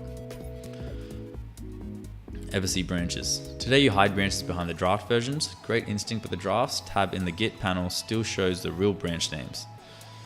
Side A by the default. Replace the branch names drop down in the drafts tab with chips that show the task name and status. I like that idea. Should GitHub flow into the whiteboard, not just out of it? It's one way. Agents write code, apps put to GitHub. The app has no idea what GitHub already contains, open issues, pending PRs, what other people, code review commits, comments, failing checks, etc. Gets really differentiated. Pull GitHub into the whiteboard, issues become tasks on a board, code review. What about the handoff edge you just removed? Today you removed it because it overlapped with other interactions in the debate menu, but conceptually, agent A finishes handoff to agent B is the exact shape of a real engineering workflow. Stay removed, bring it back, but at a different layer. Don't make it an edge interaction visual line, make it a stage on the board. Planner stage feeds coder stage, feeds reviewer stage. Isn't a relationship between two agents, it's a relationship between two stages of work. I agree. You already have stages concept in the data model, use it, the handoff becomes invisible plumbing instead of a menu option. It's a room note on the board with a priority N, they already get a handoff to the next priority stage, no menu choice needed, the board reads top to bottom as a pipeline. My one line recommendation, if If you only do one thing, do debate 1, introduce tasks as a layer between the whiteboards and the Git draft version. The mental mode you want users to leave the app with is my whiteboard is the team. Each task is a thing the team works on. When a task is done, I confirm the update and the team moves to the next task. I never throw away my team. Everything in your GitHub integration should reinforce it. Okay. I think now we need a new agent to then build off of this agent.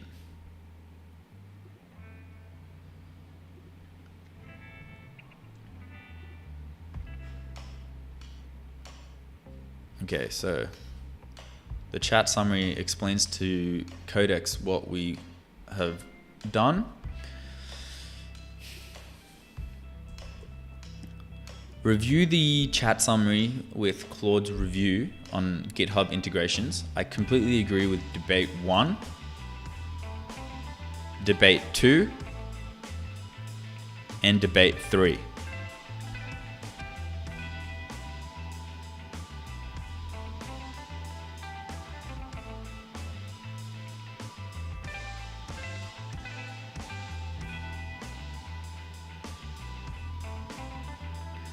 Debate 7 is actually already handled, so we don't need to worry about it.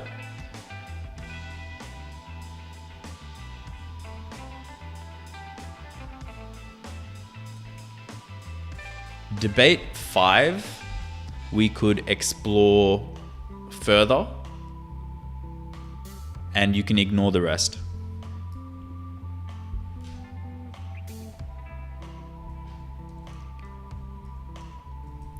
Come up with an implementation plan on how we can get this to work in a way that does not break our app and flows nicely with our pre-existing UX.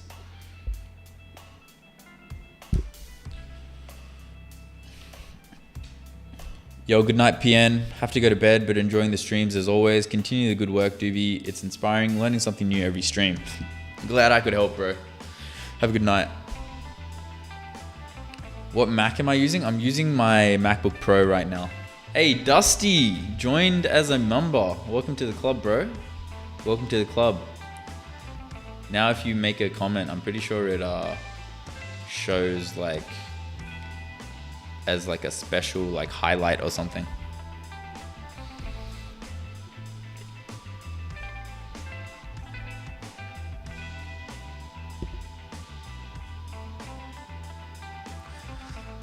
I have the repo rules in the first part of the research line. The high level product direction is clear. Keep the draft board as a reusable workflow infrastructure. There's already more task draft structure than the summary implied. The app has project groups, new draft versions, and per workspace branch names. Piece appears to be task level GitHub status and UX polish around hiding technical branch details. I'm reading those specific modules now. Great. Okay. And the debate with the sidebar. Lock in the rail. The rail wins on the boring stuff that actually matters. People know what a left sidebar is. They have used Figma, Miro, Notion, Photoshop. Their eyes already know to look left. New users will not get stuck wondering where the tools are because the tools are right there in their face. Live or die on first impressions. Okay, lock in the dock. The dock has a quiet superpower nobody is talking about. It puts the tool where your eyes already are on a whiteboard. Okay, speaker 3, lock in the add button. Speaker 4, hold on. Yes, but the add button as built today gets the worst of both worlds. It hides the tools, bad for new users, and it pins the menu to the bottom left corner. Spacebar is also a dangerous shortcut on a whiteboard. Most Canvas apps, spacebar means pan the view. The user is dragging the canvas around. The spacebar is the muscle memory from every other tool. Your radial menu will fire by mistake constantly. You need to think about that conflict. You said keep the rail, but instead of the plus icon sitting in the corner, hit spacebar and have a circle of tools pop up around the mouse cursor. This is the right answer. Here's why in one sentence. Okay. What needs to change? lock-in rail plus cursor anchored radial on a tap of space or slash, drop the dock. Keep a small visible plus or first run tooltip so the shortcut is discoverable.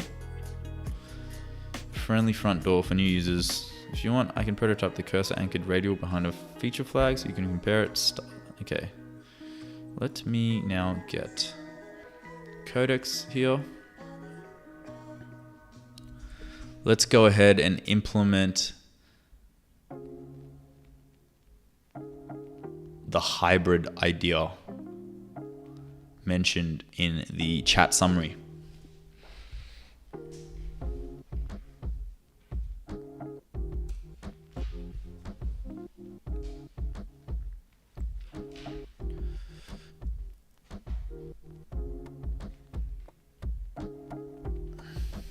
When a user starts a new coding task from an existing whiteboard, what should happen to that whiteboard?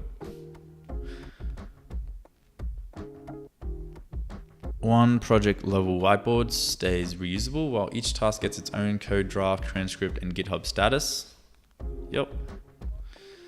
How visible should real Git branch names be in the product UI? Hidden by default.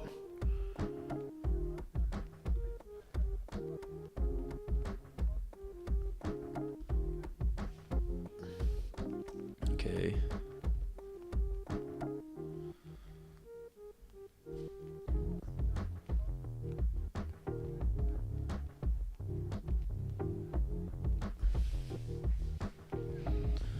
Nice, thanks for the content, bro. Love seeing these ideas as I build my business one too. Hope I can provide ideas or processes that help one day in exchange. I appreciate that, bro. Appreciate the kind words, man. I'm always learning new things from the chat, so I'm always open to ideas and stuff when I'm not locked in on building my app. This is actually really good because I came into this live stream a little bit confused. And I feel like I was a little fatigued as well, because if you think about it, right? When you have a bunch of questions and you don't fully have the answers to them, like if you look at the app that we're building, right? Yesterday, I added so many new features. We've got like a homepage now. I haven't even thought about the workflow for the homepage. We've got these sidebars. We've got these different sidebars to choose between. There's so much fatigue in terms of decisions to make, right? And so now having AI actually debate with me on each intricacy and then getting codecs to then build out what I agree with is actually a really good way to break down those walls, I've realized. Because you almost get this fatigue and you don't know where to start because there's so many things in your head on like, okay, but this might actually fundamentally change the app, and now I don't know if I'm ready for that. But getting AI to actually come in and help out is really interesting. And I think I'm gonna just continue to do that for the rest of the stream now, because I feel like it helps get that additional opinion.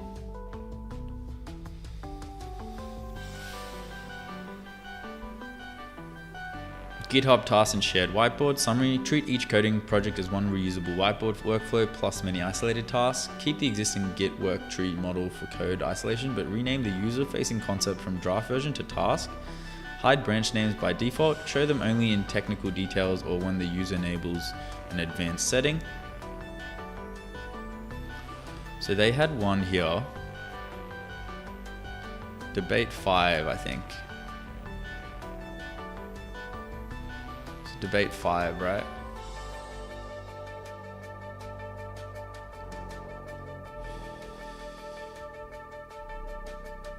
Cool, let's approve it.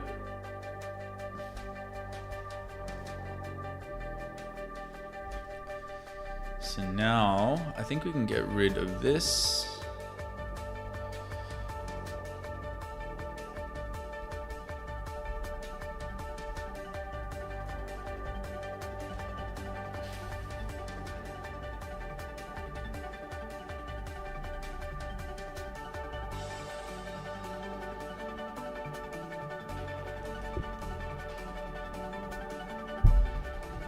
Don't know if that's merged yet. This one is merged.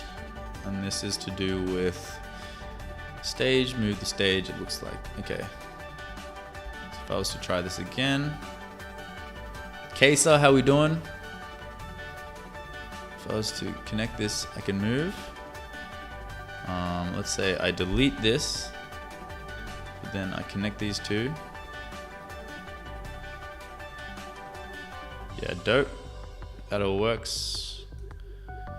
I'm still losing the connection.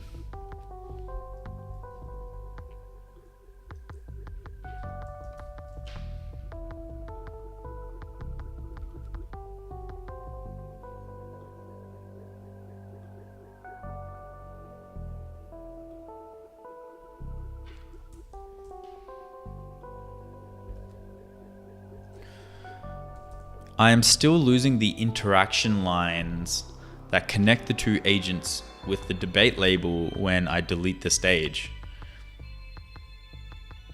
I just want to remove the stage, nothing else.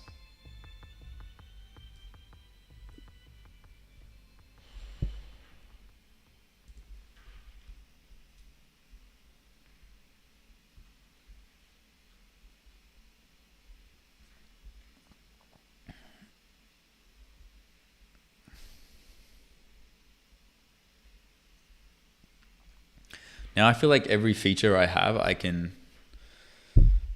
do this strategy with. I'm actually excited. It is exhausting, agreed. Having something to bounce ideas off of is amazing, especially when they understand what you are trying to envision, custom to you. Bro, it's great. I love it.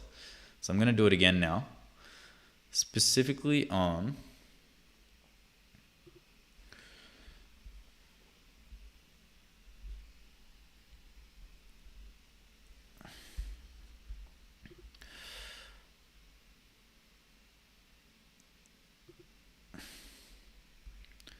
and let's just go ahead here.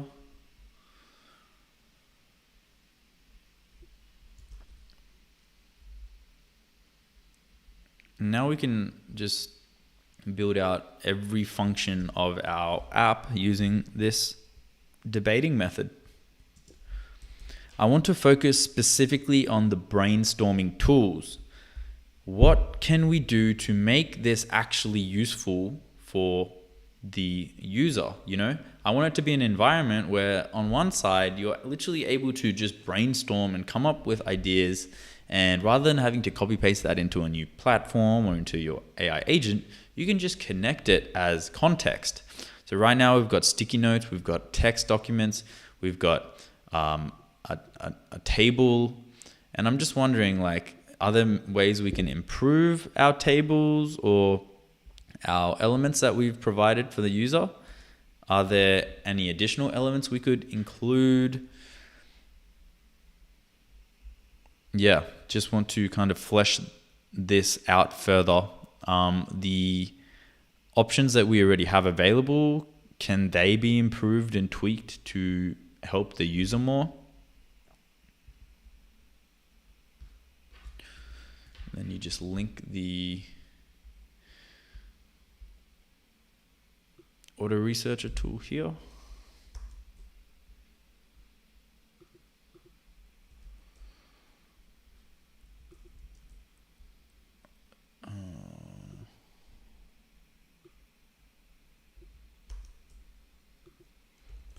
Boom. And now I'm going to fully get that going. What has been the app that has made you the most money so far? I mean, it's a little outdated, but it would have been Ore Miner not only made us 4,000 MRR in its first 2 months, it also got us access to $35,000 due to an airdrop that we received because of where we submitted it in the Solana mobile app store. So yeah, Ore Miner probably. Hopefully when this comes out, this can overtake. But yeah, I feel like there's a good fit with my audience and with this app that I'm building. So yeah, I'm excited to see how it performs when it's available.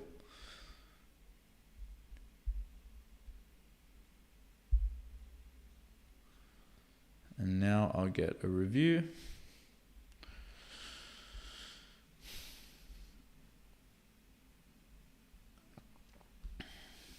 The other thing we need to review is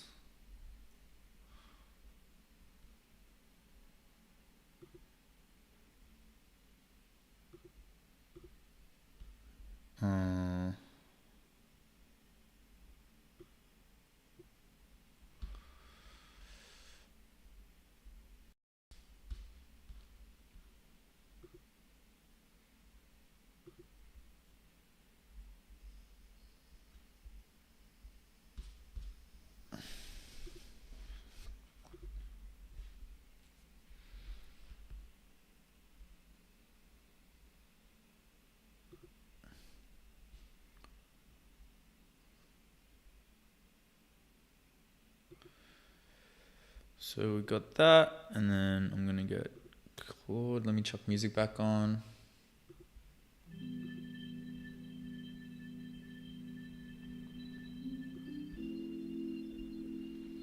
And then I'm just gonna do the same thing here.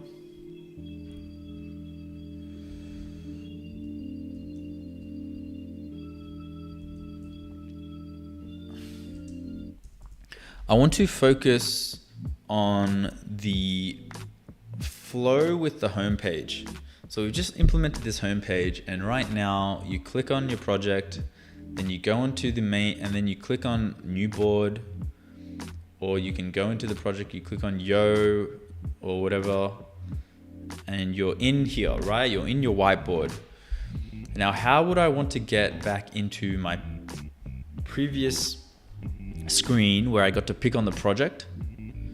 Also, you know, there's options here for me to already go between different boards based on, you know, different AI instances inside different projects. And I'm just confused on how to kind of align all of this together so it's nice and smooth without issues. Right now there's like so many different ways to go to different boards. I don't think it's linear. I don't think it's like very cut clear how it needs to be. So can we do experiments and understand, okay, for the user flow to be as clean as possible, what is the best method on the ability to access different whiteboards, the homepage flow, and, you know, being able to access your different projects?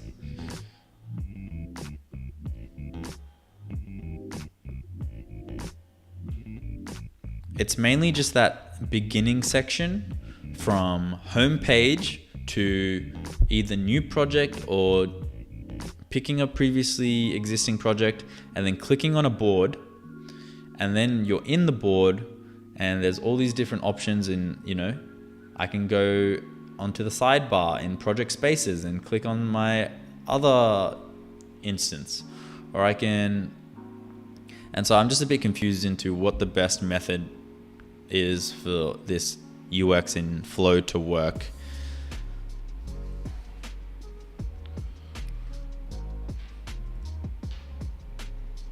Okay. I said my piece.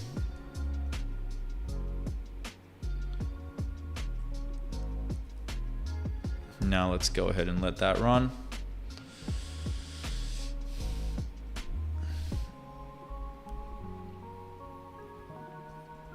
Found some findings. Paste that in here. Improve brainstorm, sticky, and table editing. The whole point you described does not actually work today. The sticky notes, text blocks, and tables save their content to the board, but their content is never serialized into the agent prompt. The table especially is a dead end. You can fill in 25 cells and the agent has no idea the table exists. Every other tool improvement is downstream of this. If a brainstorm note can't become context, it's a post-it on a fridge. Current 3 tools. Okay, new elements worth adding. Visual only arrows between notes. The safer version of the removed line tool, tagged decorative so it can never affect agent flow. group frame, a labeled box around a cluster of nodes that can itself become a unit of agent context. Send this group as context. So the group function is kind of the same as stages. You know, we could select all of them and make that a group, and that can just be a natural thing that says group instead of stage when selecting all of them. The link card already shows when pasting a URL.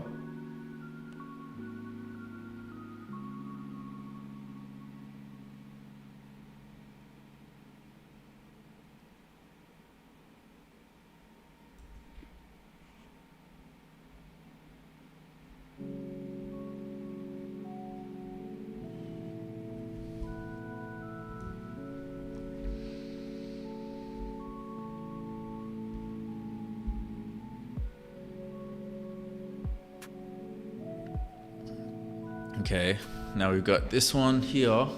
Keep stage deletion shell only. Let's see.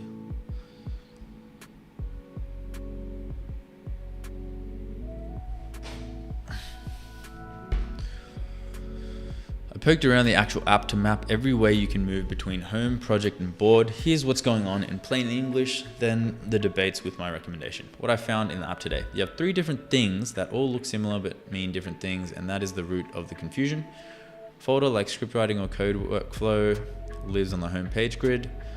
A parallel code of that project, same project, different attempt, shown in the left side under project spaces. A single canvas inside a project shown on the project page grid. A project can have many boards. Each draft version can also have its own set of boards. Right now the sidebar shows you draft versions, but the project page grid shows you boards. These are 2 different hierarchies, and the app uses both at once. How you currently get to a board. Today there are 5 ways. Jesus. Debate 1. What does the sidebar mean when once you're in a project? Okay. Why Conductor and not the official Claude app? I personally like Conductor because I can run multiple agentic workflows at the same time, and it can just merge straight to GitHub, no issues. You can see here I've got multiple different instances running at the same time. I can also have Codex right now and Claude. They're both good for different things. So I like having Codex build the app, and then I like having Claude review the app.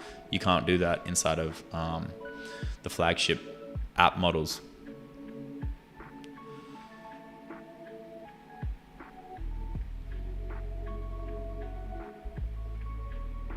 Okay, let's merge. Sidebar shows draft versions of the project. Pro lets you compare 2 AI attempts side by side. Con, 99% of users don't know what a draft version is, and they confuse it with a board because the icon looks similar. They click it and end up somewhere unexpected. Sidebar shows board with the project. Pro matches the project page. Single mental model. A project contains boards. Con kills the compare to AI attempts power feature. Option C. Sidebar shows both boards at the top. Draft versions nested under each board. Collapsed by default. Pro keeps both features. Con, more visual noise. My take. Option B for the default user. Draft versions are an advanced power feature that should be hidden behind a compare drafts toggle. Not a permanent sidebar element. Most people never need them. Live. Option A today. Click the ACE logo. Option B, add a breadcrumb.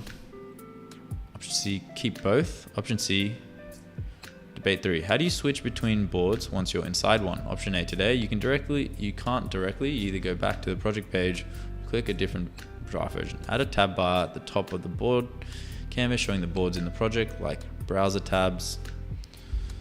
My take, option C, tabs. Add clutter on canvas, heavy screen. A drop down next to the board title gives I want to switch boards 1 click and save screen space. New board button on the project page. Today, one in the top right header, one is the card in the grid. They do the exact same thing. So regarding debate 3, if we were to add breadcrumbs from debate 2, then wouldn't that solve debate 3, where you can kind of just go to the previous breadcrumb and then create a new board? Or switch between new boards?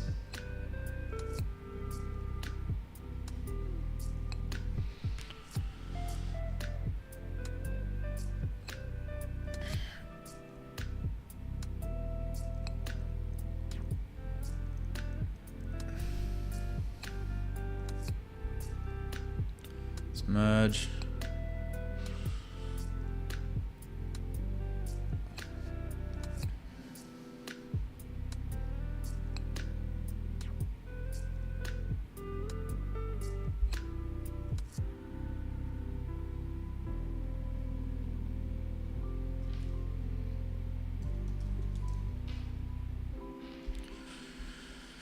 Priority list with your current fold, with your corrections folded in. The group function is kind of the same as stages. Select all of them.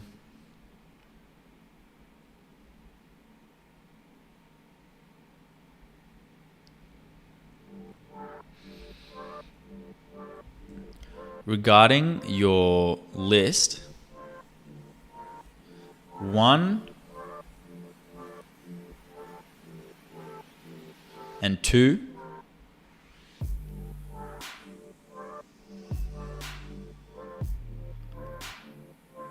3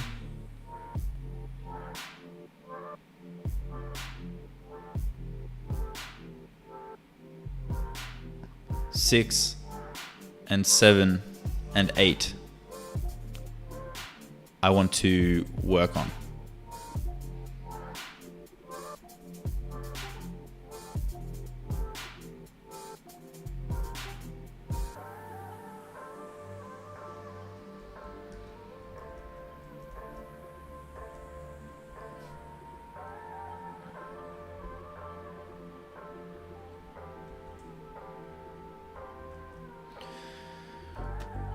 The chat summary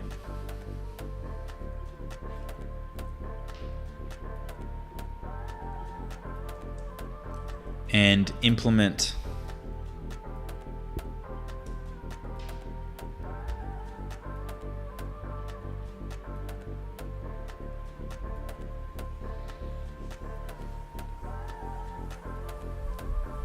what you're building, bro. I'm currently building my own agentic coding environment, so I can build apps inside of it and improve it over time as I continue to build more apps. So Conductor is what you are using for this conversation. Yes, I love Conductor right now. I just think it's really good coding environment for me to build inside of. It's purely agentic based, which I love. Like, it's agentic coding first, which I prefer. What is the Solana mobile app store? If you're big in crypto, Solana is one of the biggest cryptos in the world. A lot of activity occurs on Solana, and they recently made a mobile device because they wanted to capitalize on a lot of the people who basically would use crypto inside of their mobile. Hey Locker, how we doing? I'm good, brother. What's cracking with you? See you with the Nepali flag. Represent, bro.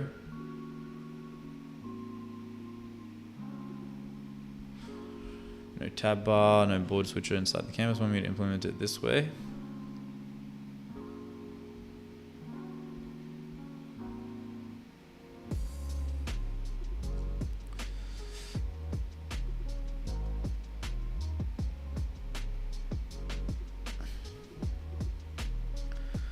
I want to hand off to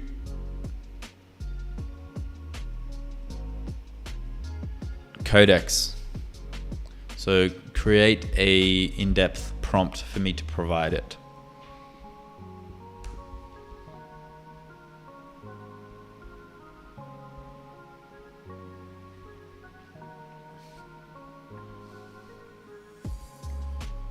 Okay, we could probably get rid of this.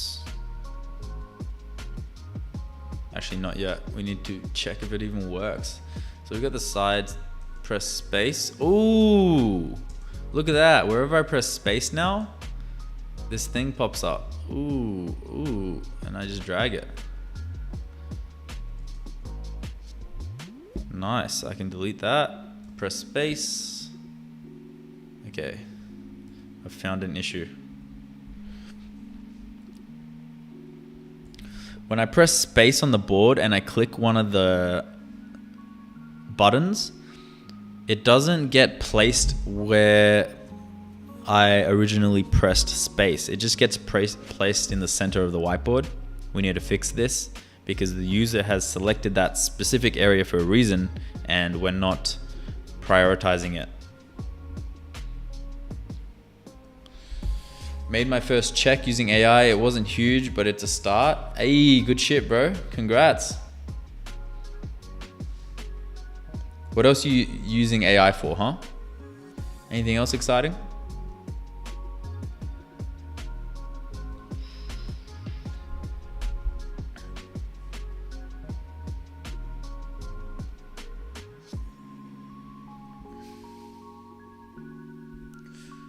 So we got this. Allow microphone access.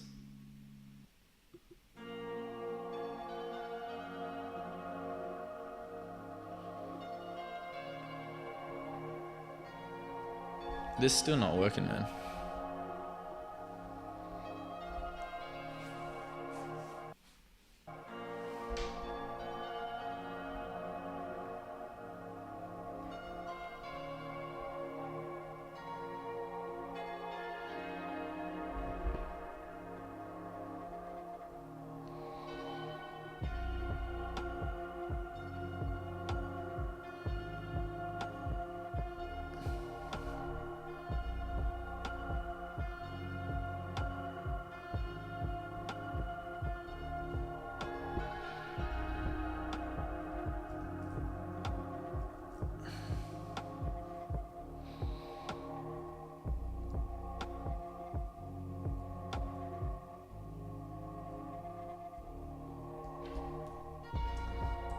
I want to focus specifically on the voice recording tool as it doesn't even work right now. We need to understand the microphone permissions and how to access them without breaking the app. Right now, it pops up with these screens like allow microphone access. When I press OK, it pops up the microphone access in settings and permissions. However, there is no duocode app for me to toggle in the actual settings. So it tells me that it's not sending the right signal to my laptop device. So we need to explore and understand how we can make this work smoothly without breaking anything and asking for too many different permissions. We just need to be direct and concise. I gotta check out that whiteboard platform. Bro, this is my tool. This is what I'm using. It's called Ace. I'm building this. But yeah, it's not really ready yet. As you can see, I'm clearly fixing problems all the time. But it's going to be available soon. I'm trying to get it to work. /command works as well, apparently.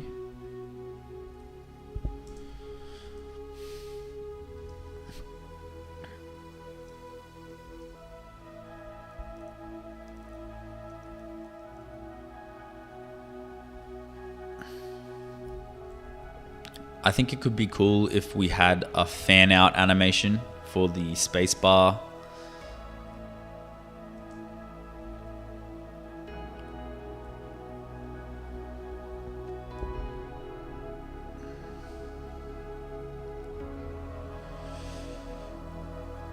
Okay, so paste this into codecs.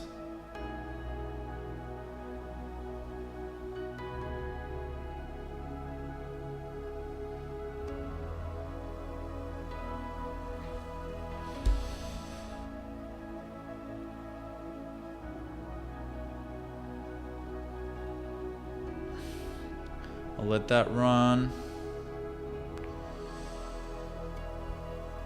So now if I was to delete this stage, nice. We can archive this. Currently I'm using Anti-Gravity plus Gemini 3.1 Pro to optimize, improve existing web pages for a small fee for friends. Why do you use those tools? I know they're cheap, they're the cheapest options. Is budget a concern? Personally, I'm not a huge fan of Gemini. I just think Codex, man. Codex is on another level these days, bro. I can probably get rid of this now. This was regarding show response.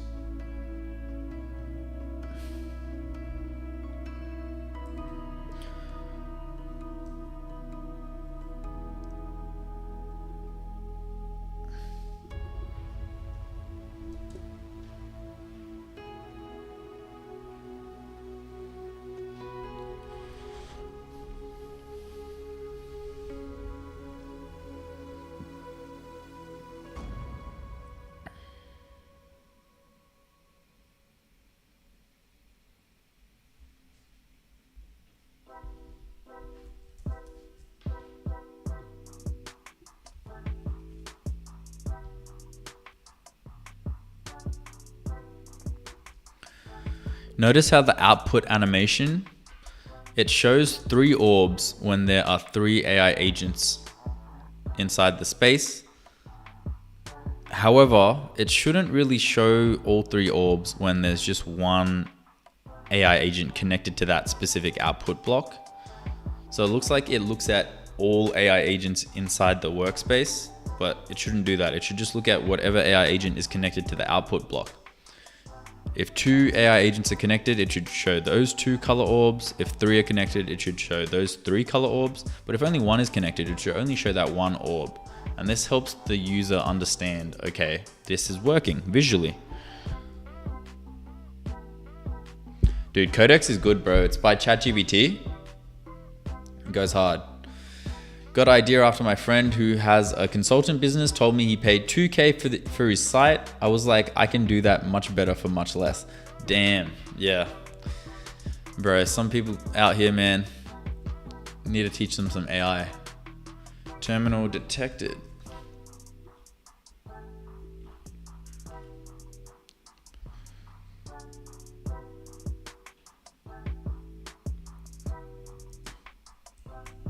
Still getting this error with Gemini.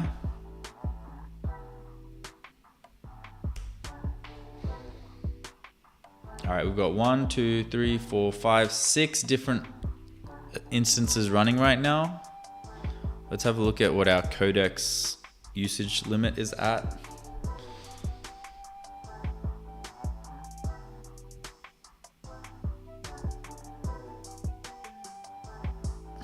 We are on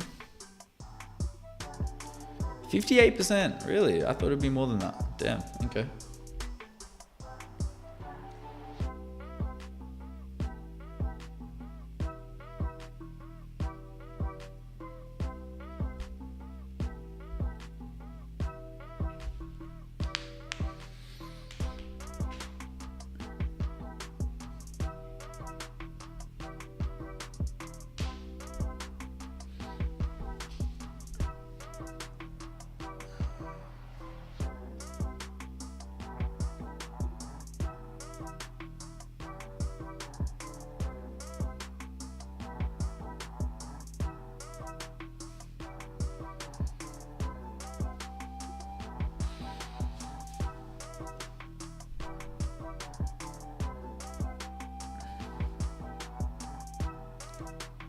Is this a music playlist, the background music right now? I mean, it's just from my creative music library on YouTube. Why do you ask? You have token saving techniques, bro? I mean, I don't really implement any token saving techniques only because my budget, like I don't really care. But if you watch my video on YouTube, I give you 10 or 11 different ways you could save on your budget if you wanted to. Hey bro, I was just wondering, you explain all these great frameworks like Hermes and Claude in the past, and I watch your videos so inspired and impressed, but I find some of the terms you use are very complex. How would you recommend of us understanding the basics of API tokens, etc., etc.? And dude, so I'm non-technical as well, right? And I've had to learn these things over teaching them to you guys. And so the number one way that I learn how something works is I'll literally just open up ChatGPT and I'll hit the talk button.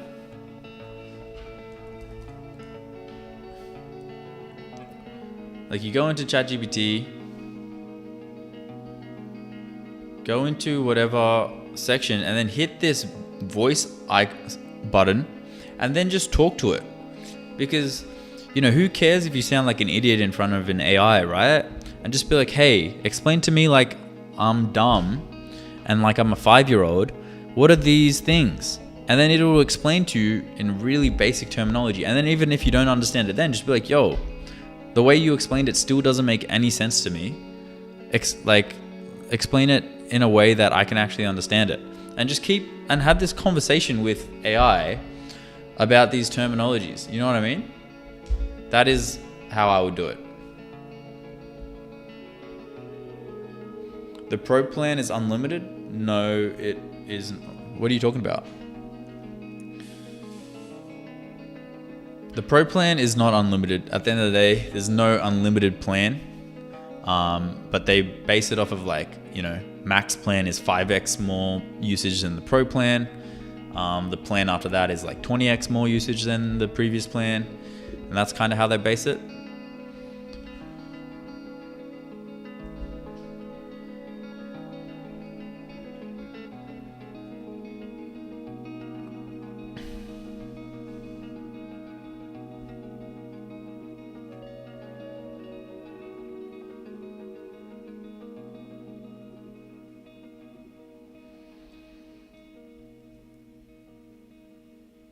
One, two, three, four, five, 6 different instances working right now.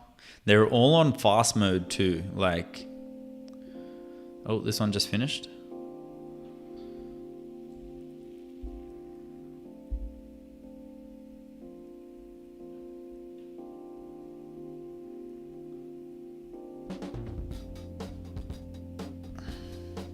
Voice recording summary. Current installed app is...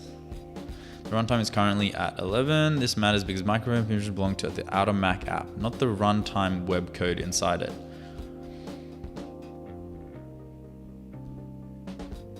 On first record, show one in-app explanation, then call Electron. Granted.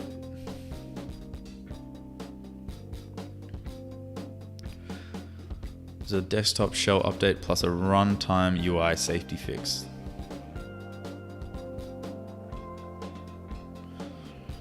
Applied here is run small checks, compare, okay, approve.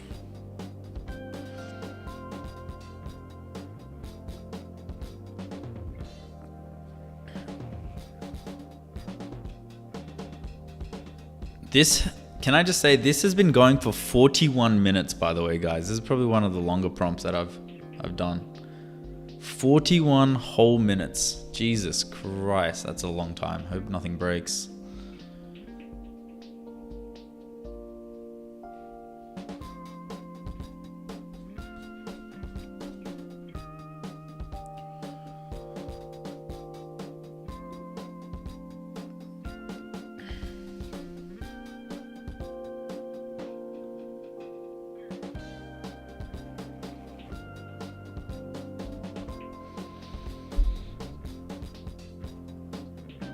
What else is there?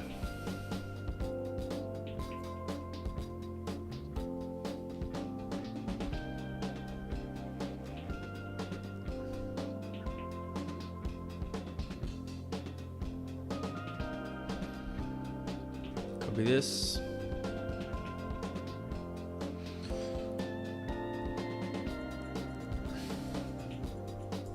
I want to focus specifically on the settings, okay?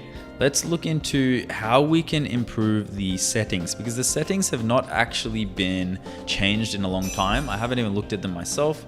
we've got all these different settings. I go in, it's orchestrator, appearance, connected tools, control plane, behavior, about. There's so much going on in settings. So how can we simplify it and just kind of show only what really needs to be available? And I think we should have drop downs as well to show advanced modes. So the settings feel less kind of scary and a user can kind of come in. We can definitely remove some of these things. Like look at appearance. Why do we have appearance in settings? That's already available as a top right toggle.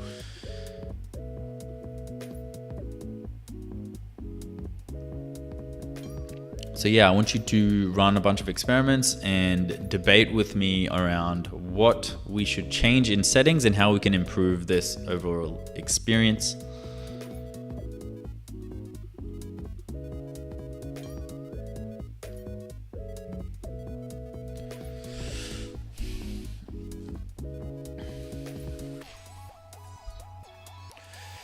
Do people really buy products made from Vibecoding? Of course they do. There's heaps of products that have been made from Vibecoding that are being sold right now. Go to Trust MRR and you'll see a ton of them. 100k before GTA 6 challenge? Yo, true. Got it, thank you. I'll do that right away. I also hope that in the near future, if it follows in the scope of your niche, making a beginner-friendly video into getting into these complex topics. So you break down your video could be, that's a good idea actually.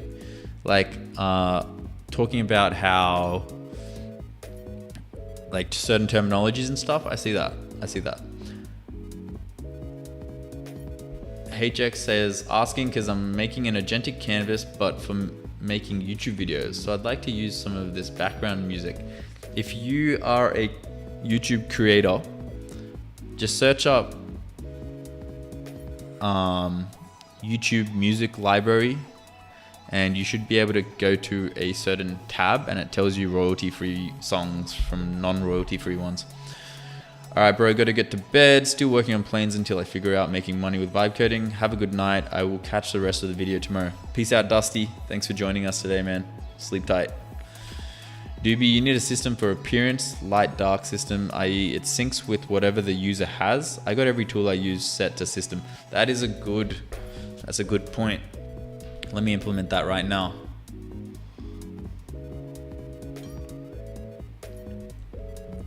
We need to implement a system for our dark and light mode that matches whatever the user already has. For example, you know, when it's daytime, it should be lighter. When it's nighttime, it should be darker. Different apps kind of all follow this system, right? So we should be matching our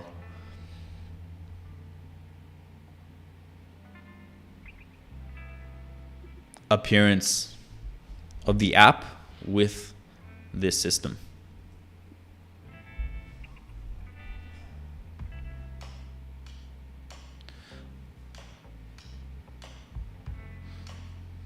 All right, let's see how that works. Look at him implementing it immediately. What an absolute Chad. Love you. Hey, listen, man.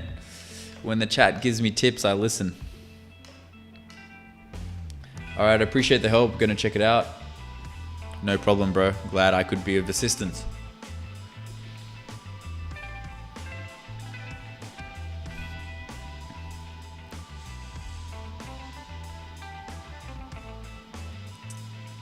Brainstorm, sticking in 2 findings. All right, place radial inserts at selected points.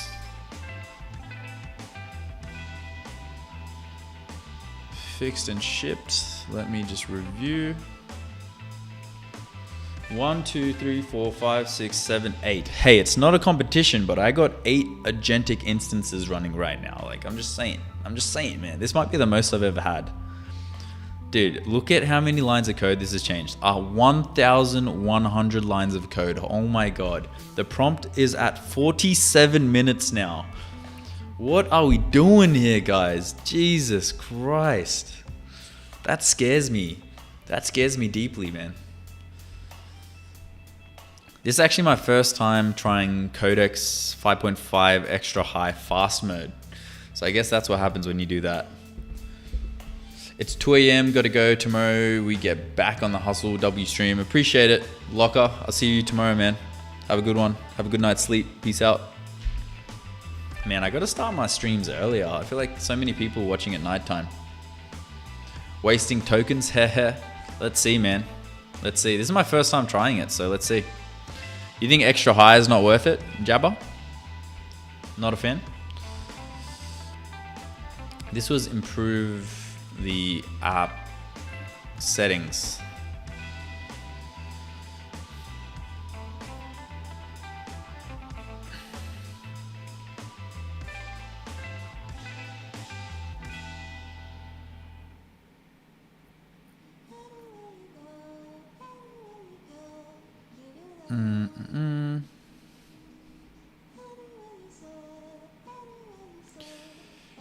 For the orchestrator tab, what do you want visible by default before users click show advanced?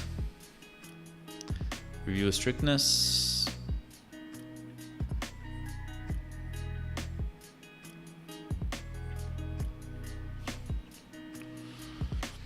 Max iterations, reviewer strictness, convergence strategy. I think this one. Just show the top bar. So ace board beta, what do you want to do about the meta toggle in settings that just reveals another toggle in the top bar? Toggles always, remove the settings toggle entirely.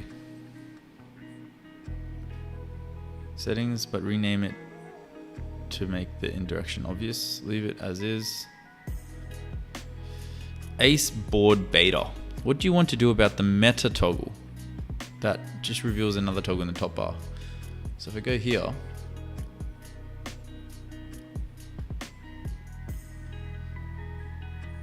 is it in control pane?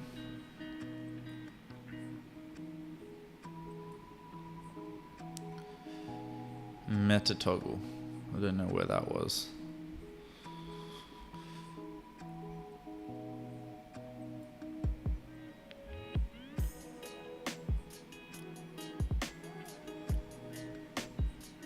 Should we rename control plane to something more user friendly?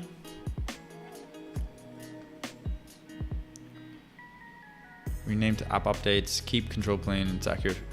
Rename to updates. Okay.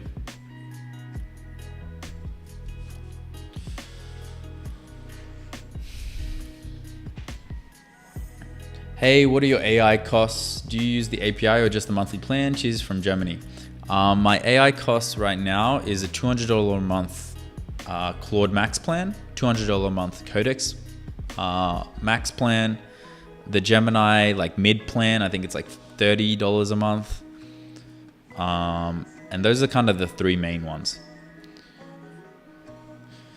It's early morning for UK, but late afternoon, evening for West Coast US right now. Figure out which audience is biggest and tailor for that, I reckon, in terms of time.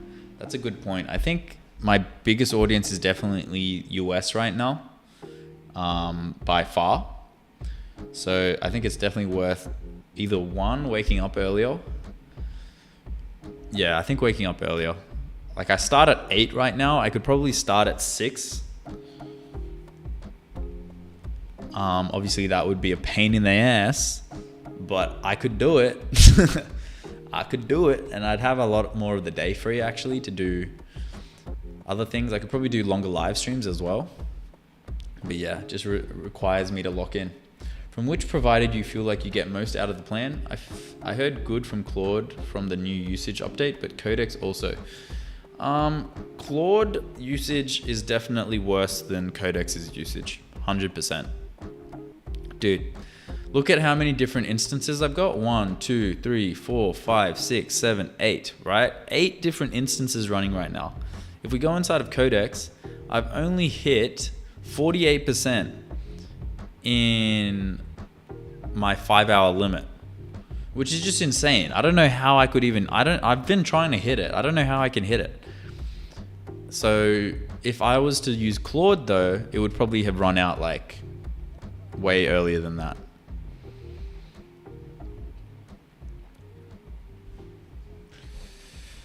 Gemini, yeah, UI UX is what I used to use it for.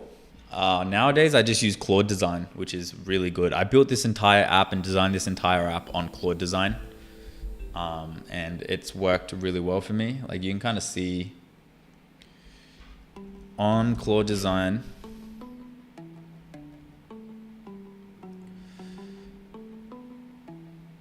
like you can see the app itself here.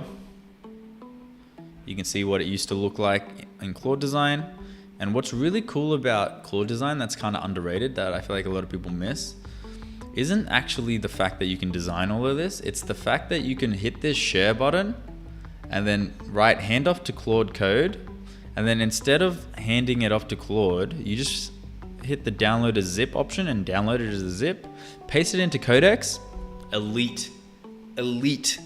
This shit just copies exactly what's on the board and comes up with like 80-90% finished designs. It's really good. So yeah, that's the new flow for me right now. That's worked really well. Did you find Claude got better after the SpaceX deal the other day? Double usage for Pro Max plans? That's crazy. I mean, it seems to be quite big code base. I actually have noticed Claude's usage has gone up a little bit. They were like effective immediately, right? But like if we look at my usage right now, see, look at that. Current session is at 58% used. The only thing that I have Claude doing for me right now is reviewing code. So Codex is the one doing the heavy lifting, but they're basically at the same amount used.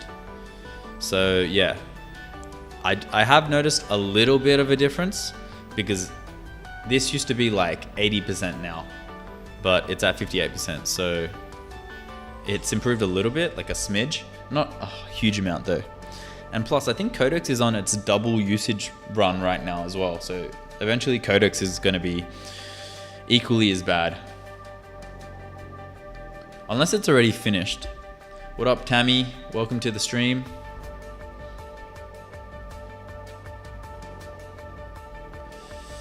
All right, audit mic permission flow. Let me just get someone to review this. GitHub integration research. Let me just see, like you can see, Codex has gone ahead and done a 50-minute prompt. Okay, this took 50 minutes for Codex. Now I will go ahead and get Claude to review it. And I should probably stop because I want Claude to review it extra high. Continue. Scope output process orbs to connected. All right, I'll probably get a review, and I just get Claude to review every single thing. So now we're gonna do a handoff here, and we are going to give it to GPT.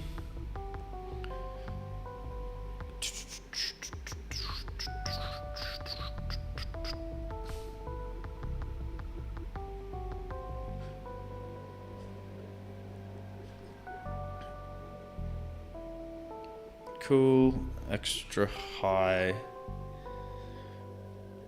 Maybe we'll just go high again and implement those changes. Now let's go to place radial insert at selected points. No findings. Okay, so we can go ahead and merge this. It's already been merged. Okay, we can continue. This was specifically on the board. I click on buttons, it doesn't get placed. So wait for the new pop-up to come, but I should get a space bar here. Add this. Yep, nice. Okay, great. What's the chat tool you're using? Seems to support GPT and Opus. Yes, this is called Conductor, and this is my coding environment right now. The way that I know that if I've built a good app or not is if one day I feel like this app that I built is better than Conductor. That's how I know that this app is ready. Now, Conductor is what I'm using for everything, and it works like a charm. It's really good. Highly recommend it. Only available for Mac OS users though. So if you don't have a Mac, then you're missing out, unfortunately.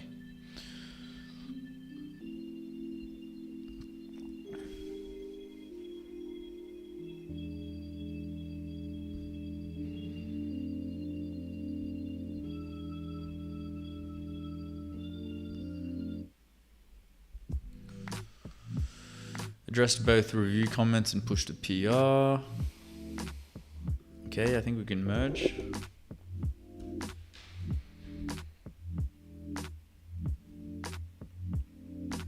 Oof, I'm on Windows sadly. Did want to buy later the year a good MacBook Pro. Dude, you should wait a little bit because the M6 chip is coming out, rumored for late 2026 or early 2027. So if you can wait a little bit, when the M6 comes out, get a MacBook Pro, and I guarantee you it's going to be hella fast. No one makes chips like Apple right now, man.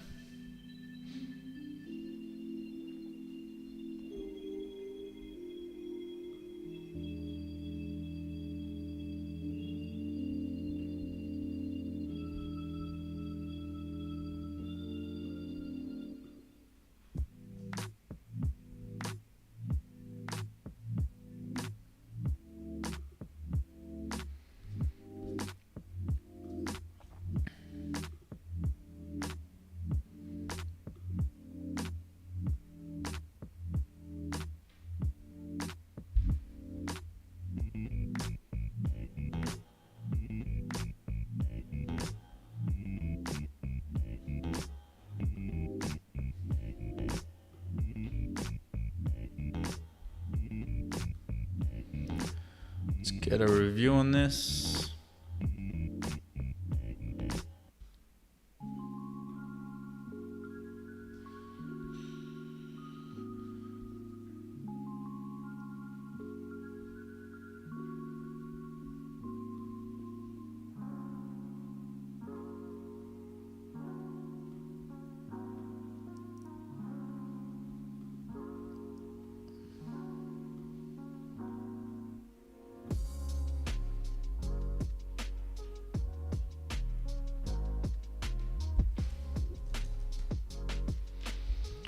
Merge Amsterdam. I think it'd be cool if we had a fan out animation. All right, let's see. Do we get a fan out animation? We do kind of have a little bit of a fan out animation.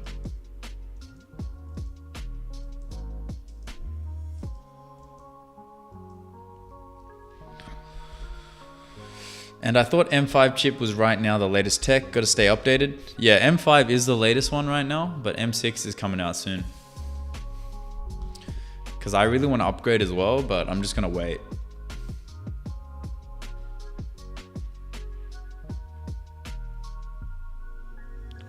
Merge.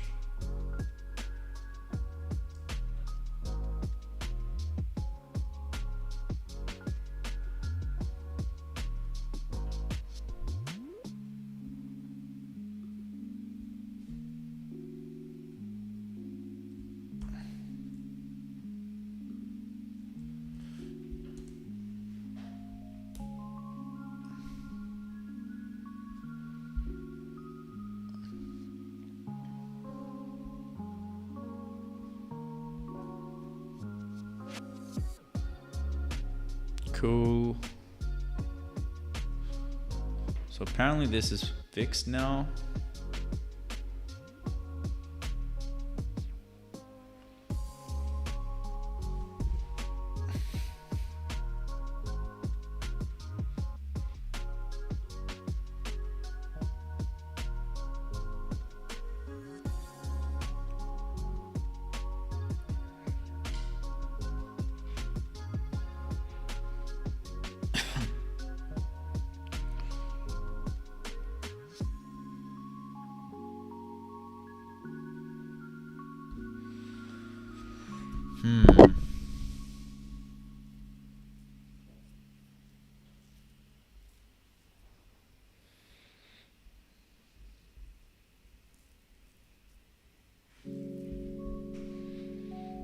Nice info, bro. I plan to upgrade too. I ran out of disk easily on the 256 gigabytes doing mobile app project. Dude, yeah.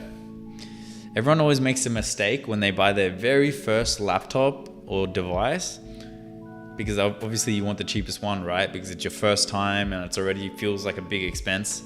So you get the low RAM, you get the low storage, and then it fills up so quickly and you're like, fuck. Nowadays I'm like, dude, gotta fill that shit up. My MacBook's at 1 terabyte and even I'm like, dude, need to fix that shit. Thinking 2 terabytes now.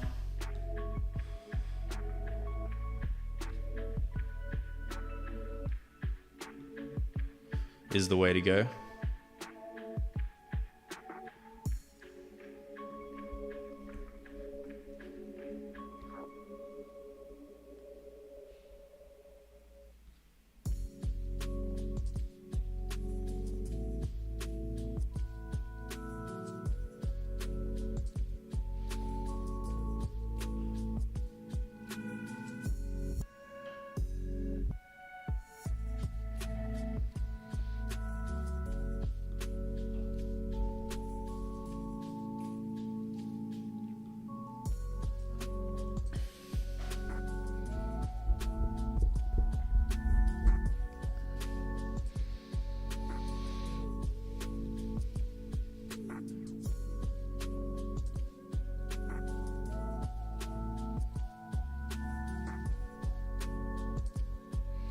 Okay, let's continue. Please merge.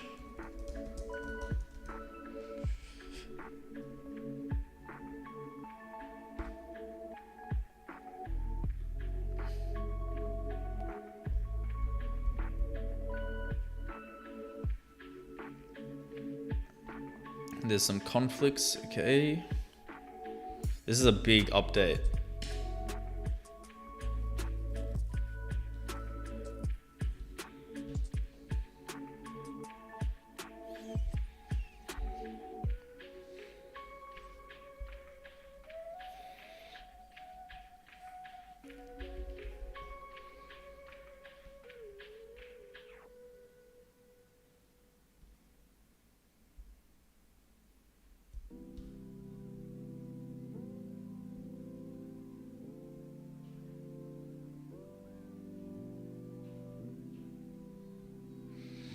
Would you look at that? Codex on extra high ran into conflicts.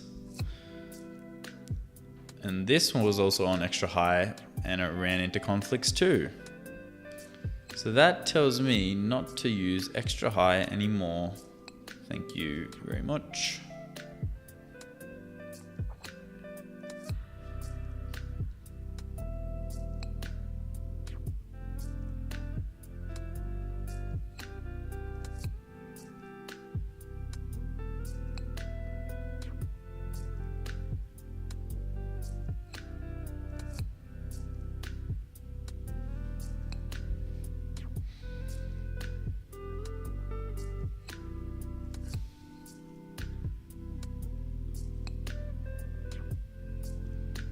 Currently at 36%. Okay, that's not bad for our usage. 3 a.m. right now. Got to get some sleep. Thanks for the stream and see you possibly later on another stream. Cheers. Peace out, Vorzen. Thanks for joining us, man.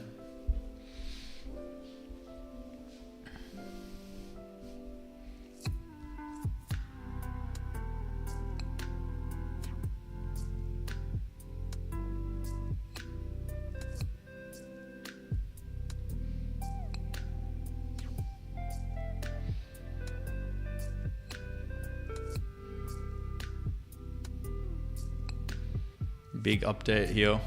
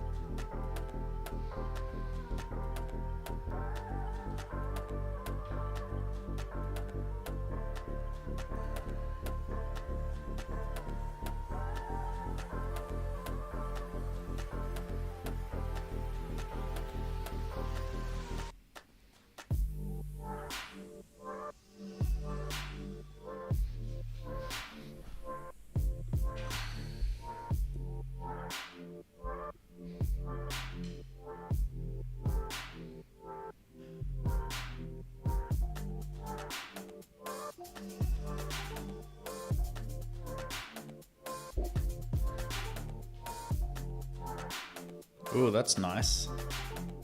Different colors.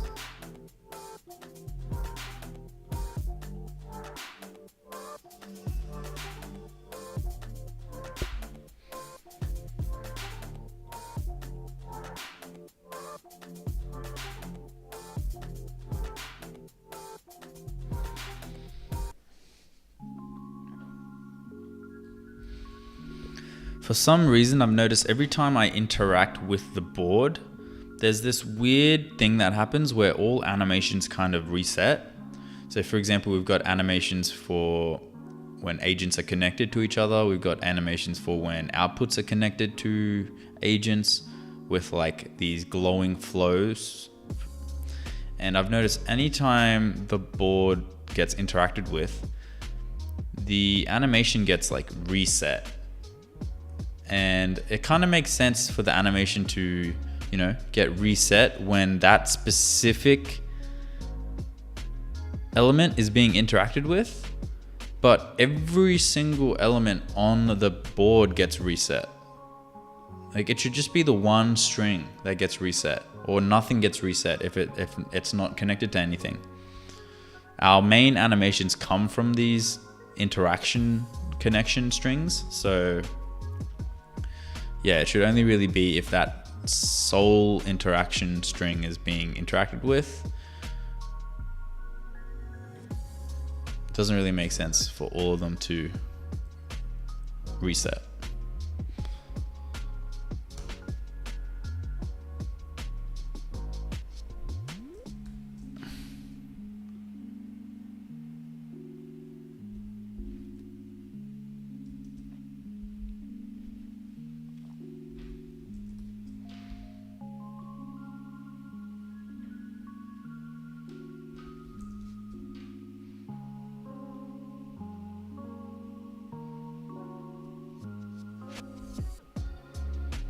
Some screenshots to help explain and send.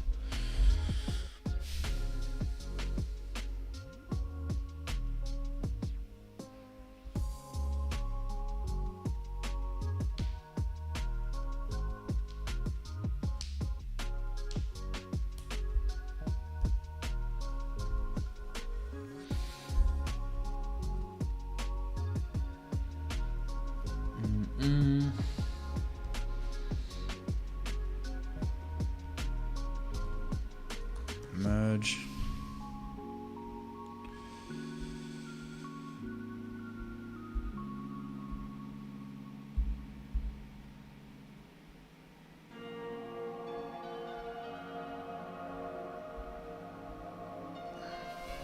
Okay. It's all done. Should be a new update soon.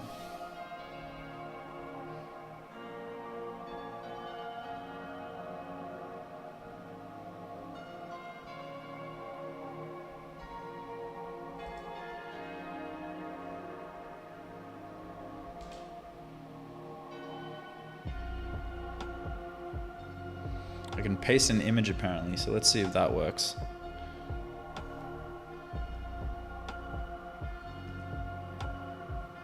Cool. It did work. Nice. Can I just paste an image into the board? No. Copy board nodes before pasting. Ooh, paste as context, paste as editable copy.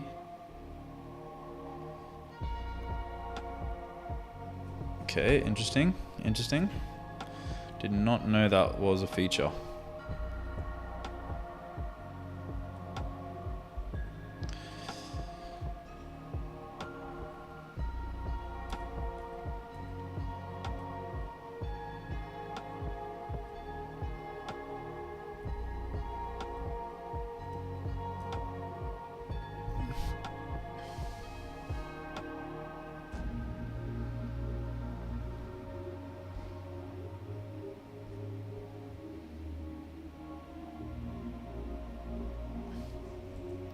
I just went and copied a element, which was a text, and then when I went to paste it, it said paste as context or as editable document.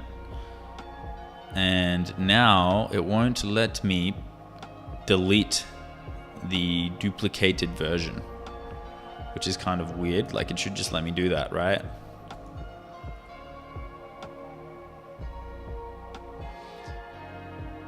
It also doesn't make sense to paste as context inside of your own board. It only would really make sense to do that if it was getting pasted inside a different board. And I think we can remove that option entirely, because the user can just decide for themselves what to do. So it should just be pasted as editable copy, and then the user can decide themselves whether they want to make it context or not. Hey Doobie, I'm trying to use Claude to improve my business. What are some tips you can give me, like skills, like finding skills through X, etc., to improve my business? I mean, depending on your business, if you watch the first 30 minutes of this live stream, I showed you a pretty cool trick on how to generate AI ads. But, you know, the best place to find skills is there's a skill finder skill, believe it or not. So you can go /skill find skills. I'm on screen right here. If you go /find skills, and then you can say, hey, I want to find skills that will help me improve my business. My business is X and Y. I'm looking to improve this area specifically. And then if you send that with the /find skills skill, Claude will actually do the heavy lifting and find things that are custom to what you're looking for. So yeah, hope that helps. Hope that helps, Azo. Cool name, by the way.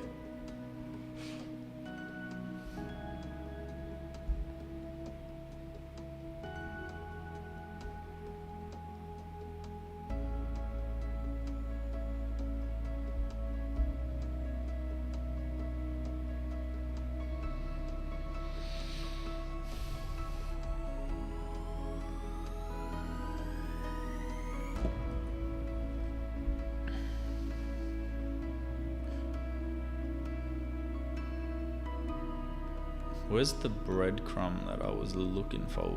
There's a big update coming that is not ready yet, apparently. So just patiently waiting for that to pop up.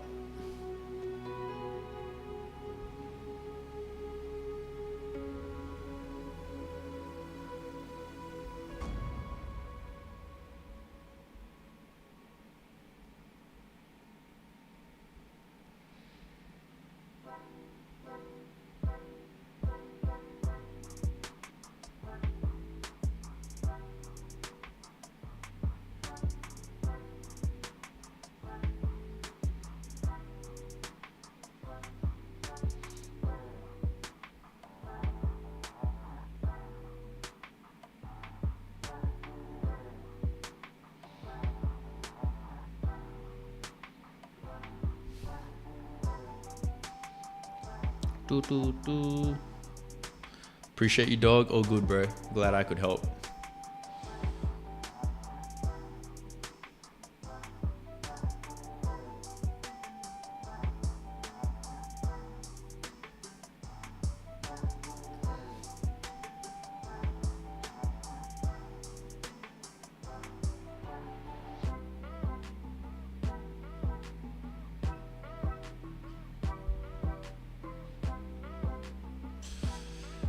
And I guess on that note, I'm probably going to end the stream here.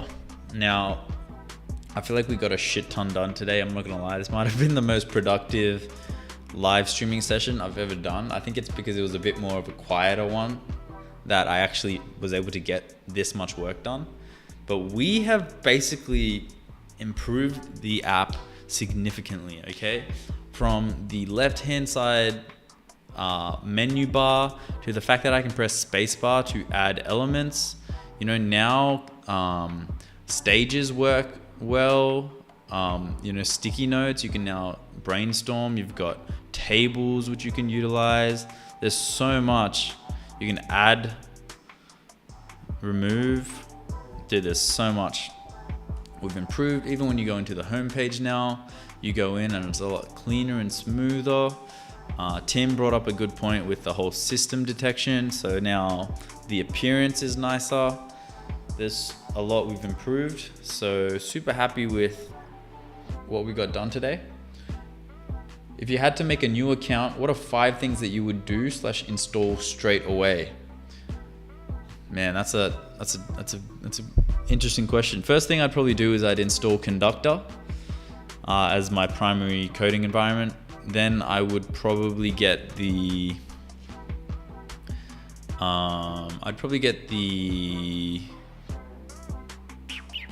Remotion skill with Remotion best practices. This lets me generate motion graphics and animations and stuff like that. Then I would probably get the UI UX Pro Max skill, which helps me create really nice UI designs. But the other thing as well is if you get the skill creator skill, the best way to actually make skills right now is if you repeat a workflow over and over again and you know how to do it so well, what you should do is you should then run that workflow manually, see if you can do it really well. Then run that workflow through AI and see if it can replicate how you do it at the same quality manually. And then you can just ask AI, make this a skill. And then boom, you now have a skill. And so I would recommend doing this for all of your workflows that you do, whether it's reading emails, whether it's editing copy for your website, whether it's updating a certain piece of your website based on promos or anything like that. I'd look into doing these custom skills. But anyway, also check out GStack. GStack is really cool and useful. It's made by the president of YC Combinator. Really handy skill as well. But yeah, on that note, I'll catch you guys later. Thanks for keeping me company today. Peace out, Azo, Vorzen. I'll catch you, Jabba, Tamig, Tim. Peace out, peace out. Thanks for the tip. HX, catch you later. Dusty, thanks for joining, man. Locker. See you, bro. See ya, PN. Good night, guys. And good morning if you're in Australia. I'll catch you guys tomorrow. Same time as per usual. Bye.